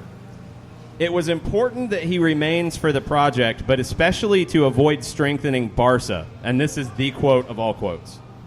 It's better to play with a little sad Neymar than defend against a Neymar in great shape. True. I mean, it's true. That's very true. Wow. That is very true. I mean, they're at the point now, it's like, you know what? We don't even want to let you go because we're going to make you run laps, and somebody's going to be chasing you with a wiffle ball bat, and we don't want you to be happy over there. We'll make you sad instead. We've reached IDGAF. And you better learn how to speak French. We've reached IDGAF PSG is what we've reached here. I love PSG. Wow. This is what you have when you have. This is going to amplify when they flame out. Oh, my God. This is the textbook definition of blank you money. Yes. Yeah. We want little sad Neymar instead of happy Neymar going elsewhere. You sad, bloated little man. And the thing is, they are going to write all of this off. Yes. Oh, yeah. They're going to write all this All off. of it. 9 figures worth of write-off with Neymar. They made money this summer. Little sad Neymar. Craziness. And that's what they can tell them. And I sit down with them like a comic book villain. And I speak French. Yeah. Like a long, dark table. Oak. You boys like oak? I like oak. Like Dr. Evil. Yeah, I'm no. This is classy evil. This is In classy French. evil in French, and you have like the one light shining on you where your features are really darked out, like a heavy shadow, and you have this cigarette burning, and you have them sit down in very small chairs, very like hard wood. There's nothing comfortable about them. And it's a short chair that's below the table level. Absolutely. So if you're a normal human being, you're still down about 6 inches from where you should be. That's right, and I'm 5'5", so that chair has to be like a toddler chair by the time it's all done. Well, it is. It's a toddler chair Yeah. brought to you by either Little Tykes or Fisher Price. It's the other end of the table, and That's you right. have to sit in that chair. That's right. And so I would do that, and I tell them, fellas, Neymar Sr., Neymar Jr., we made money this transfer window with or without you. We're going to make money, and we're going to do what we're going to do. So you can either get the gears to get on board, or you can do nothing. And we don't care. You can go either to way. Miami and post Instagram photos That's of right. you having lunch. That's right. Ooh. Go eat a baguette somewhere. Go stare at the mountains. Go on a skiing trip. We don't care. Yeah, when dude was in Miami and it was announced that he wasn't leaving PSG, he just posts a picture of him eating lunch in Miami Beach with Gabriel. Yeah. And he just put it on his Instagram account. And that's what evil PSG. I'm here for heel PSG. They're gonna See, now hit if him they with did a wiffle ball black bat. kit, Yes. PSG does a silver and black kit. Yes. Oh. I like it. 'Cause especially with Brand And Jordan, Neymar's that not was allowed to really wear nice. it. No, he's not. No. No. Neymar has to wear a yellow PSG kit. No, not even yellow because that would still be considered cool today. It has to be something like a khaki PSG. Olive A khaki. green. I will not join you on that. I will not join you. Never on talk that about a subtweeting. Marine in olive drab, Olive sir. green. I had some of my Do Loan him best to years of my Bolton. life in olive drab. Thank you. All right, Nathan Pugh had a question Okay. that we have to hit. Why did Italy attract so many Premier League players? Example, Smalling, Ramsey, Sanchez, Lukaku, Mkhitaryan. It's definitely not a step down, but some very long odds for some of those guys to pay off. How can Serie A resurrect them? It is a bit of a step down from the standpoint of you are physically not having the same demands put on you week in and week out. The game is a little slower, but it's definitely more tactical. So if you are an aging player, you will get an extra year or two out of your life playing at a high level as to where you would probably be exposed by some 18-year-old in the Prem. So I don't think it's necessarily a true out-and-out step down, but it's a way for them just to get a couple more years of maximum earning potential. And when you leave, it's not like you're going to a championship club and then trying to get that one last major paycheck. Instead, you're going to leave Serie A and get you probably a nice gig either in MLS, China. You know, if you want to go to Argentina and follow De Rossi, you can, but there are more opportunities for you to get that one last major paycheck at a higher level. Yeah, it has been a little surprising that so many have gone this time around. Yeah, you haven't, because that's typically something you don't see. Mm-mm. And it's no secret that the off the field life in Italy is infinitely better than the off the field life in England. Not just from a weather perspective or anything like that, but typically in Italian media, if you have a girlfriend 2, 3, 4, 5, the media doesn't care. All the carbs. They don't care what you do off the field. They do care what you do on the field to an insane degree. So the manager will constantly have 2-hour post-game pressers where, old Italian women, come through and ask them, why did you come out and operate the trequartista in this manner? You should have run him in this other way. But as a player, there's a lot more freedom. When you see players riding around, paparazzi are not chasing them all over creation. And if you have your girlfriend with you, they don't care about that. All right. It's an international window. National teams will be in action. John has studied the list. I have studied the list. He has compiled a list I have of the compiled the list. must-see international matches over the next week and a half. Yeah, week and a half. What do you got? Thursday, the 5th of September. Okay. You want to get up at 6:20 in the morning? No. I wasn't planning on it, but which game is at 6:20 in the morning? Japan, Paraguay. Japan, I suddenly Paraguay. want to wake up at 6:20 in the morning. I want to see that. That's an interesting one. Unless it's actually. on the Plus and you watch the replay. It doesn't appear to be on the Plus, according to LiveSoccerTV.com. It doesn't appear to be available in the United States. Oh. 9 p.m. Eastern Time, 2 matches, so you're going to have to do a lot of quick work on the remote control. 9 p.m.? 9 p.m. On Thursday. On Thursday. Okay. Honduras, Puerto Rico, and Peru and Ecuador. Peru and Ecuador is interesting. I'll That's a take Peru, pay-per-view match. That's one of those like $35 pay-per-views. Nope. There is a kind of somewhat interesting game in Euro qualifying in Europe. 2:45 on the Plus. Romania and Spain. Oh, hello. It's not bad. No. I think the game of the day on Thursday, though, you missed it, John. It's at 1:30 in the morning. Okay. And it's World Cup qualifying because that's already started for 2022. Is it Dallas J and Guam going up It against... is Guam versus the Maldives. What a call. Man. Dallas J and net. Now, is it at the Maldives or is it I in believe Guam is hosting. Okay, so then what I would anticipate is, once again, Greenville Triumph goalkeeper Dallas J standing on his head to keep Guam engaged against the Maldives at home. Guam defender A.J. De La Garza was hurt for the Houston Dynamo this weekend, so he will be unavailable. But you got Dallas J in net. Dallas J is going to have to stand on his head twice. Yes, and he will do it too. He might. All right, Friday. Wait a minute. Thursday. Oh, there's more on Thursday. Thursday at Right. 10. There's What else do you have on Thursday? Chile, Argentina. Ah, very nice. That's at 10 o'clock, Correct. and it is on ESPN Deportes. Well, that'll be up and running. Friday. All right, Friday, September 6th. 8:30 Eastern Time. There are 2. Okay. One of them you know. Let's go. USA, Mexico. Ho, ho, ho. Hi. Ho, ho, ho. How you doing? Miles Robinson, U.S. debut against Mexico. Let's do this. That's the only reason I'm watching it. Let's do it. That's the only reason I'm watching it with a U.S.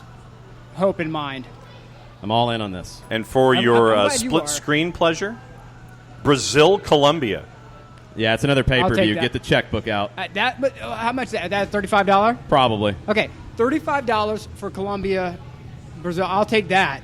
I'll Okay. pay for that because that, to me, there are very few things I'll actually do pay-per-view for. Like a good UFC card, I'll pay good money for a good UFC card. Yeah.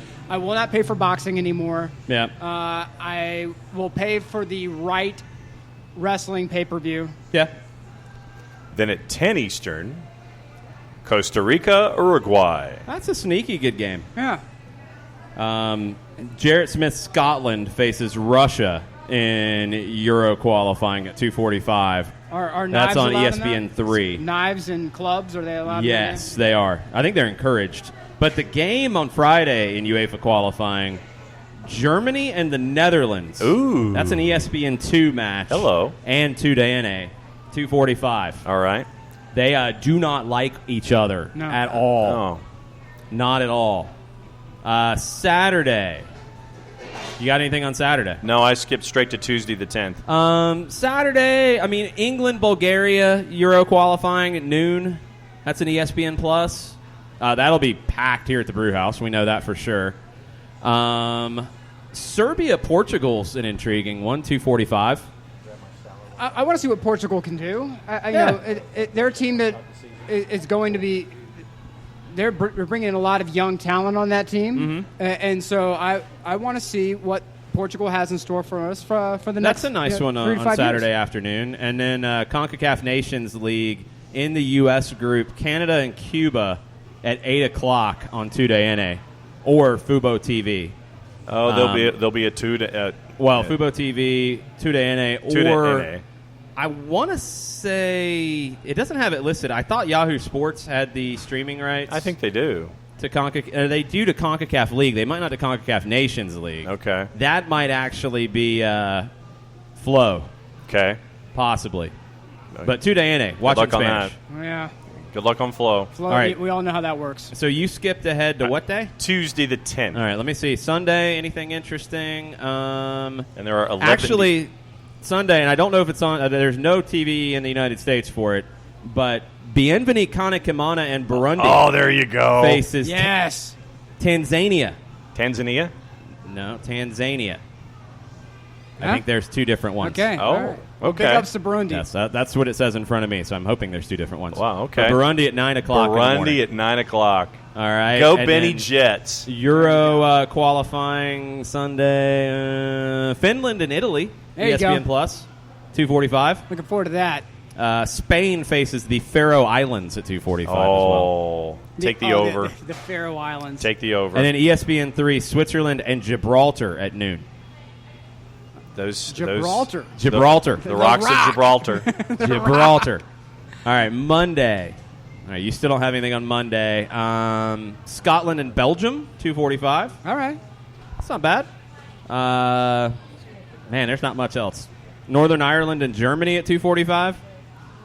CONCACAF Nations League, Guyana and Jamaica at 7:00. Not All right. bad. All right. It's okay. And Tuesday, September 10th. Tuesday, What do you got, John? a boatload of stuff. Let's go. Jordan and Paraguay at 11 a.m. Eastern Time. Paraguay's got some weird matchups this time around. Brand building. Yeah, I guess. You got to put the brand out there. No TV listed for Jordan and Paraguay just yet. No. Ukraine, Nigeria at 2:30. ESPN 3 for that one. Go Eagles. Then we go night side. 2 at 8 Eastern. USA, Uruguay. I'm intrigued. And Ecuador, Bolivia. Okay. Colombia, Venezuela, 9 o'clock, pay-per-view. Honduras and Chile at 9:30. And a good one at 10.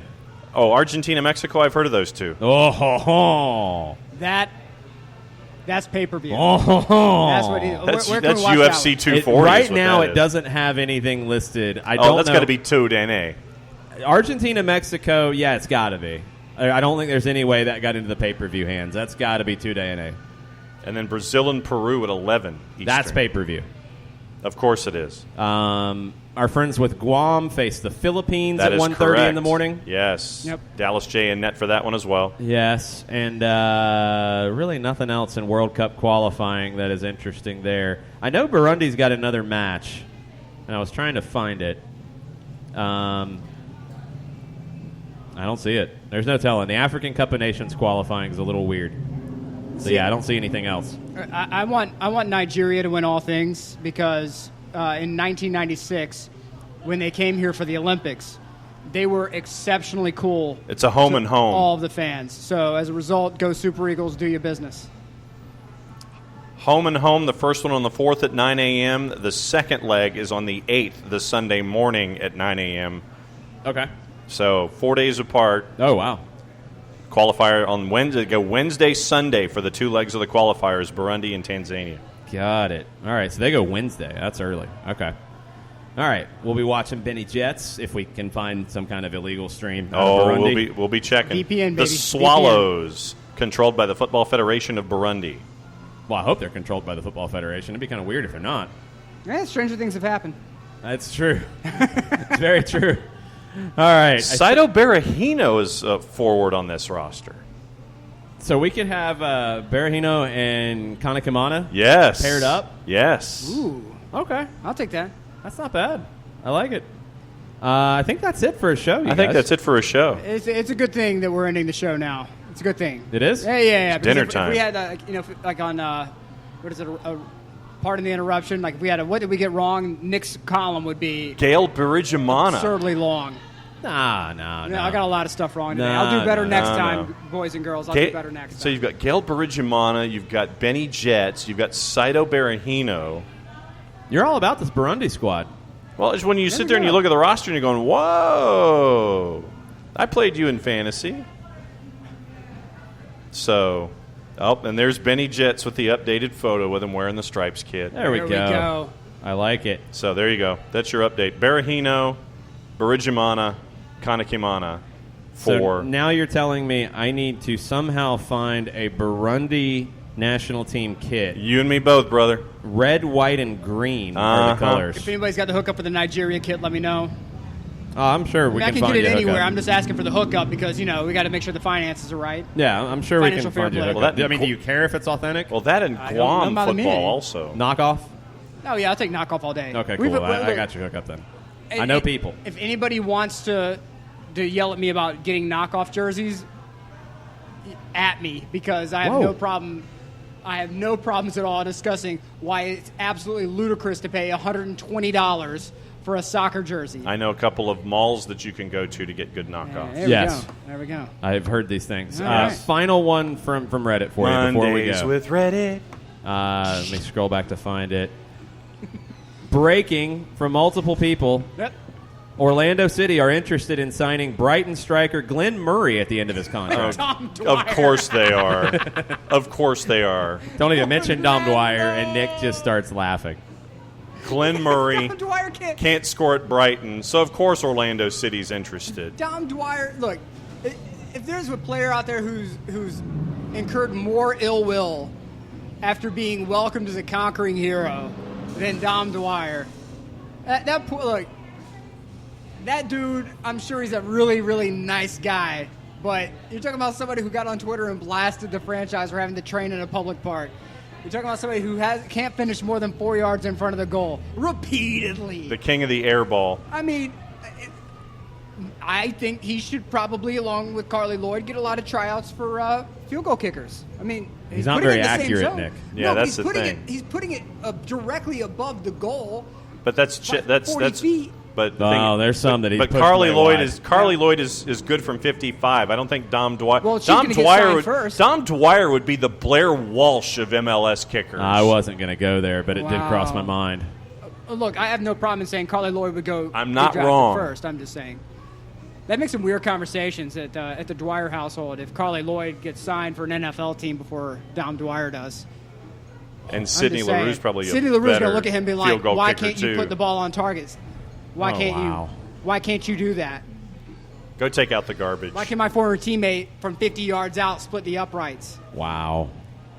And you put it in row Z I'm every just telling you- time. I'm just telling you. Poor Dom. Dom, It is just a rumor at this stage, and it is probably not the most reputable outlet, but it's still funny. it's a funny rumor because, I mean, Dom has brought this on himself. At Oh, some yes. point, if you are a striker, just like a keeper, it is a zero-sum game. Either you score or you don't.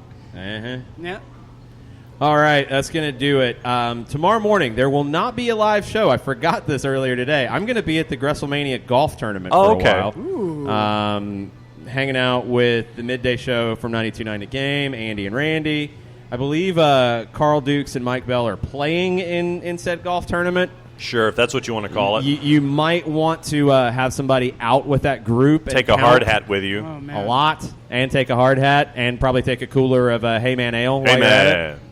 man. Are they doubling security for that group right there? Probably. Okay. Biggest Probably. gallery of the day. Bunch of Atlanta United players playing in it. Should be a fun time out. So I will be up there during the show, and I'll be hopping on social media a little bit as much as I can. So We'll figure we'll be something back out. on Wednesday. Yeah, we'll figure something out. No, that's what we'll figure out. People can listen to this one, or they can wait for some social media stuff, and we'll be good. There you go. We did Yeah. 2 shows on a holiday, folks. It's a Monday. 2 shows on a holiday. It's a Monday. A lot right. of people didn't work today. No, We did. We did.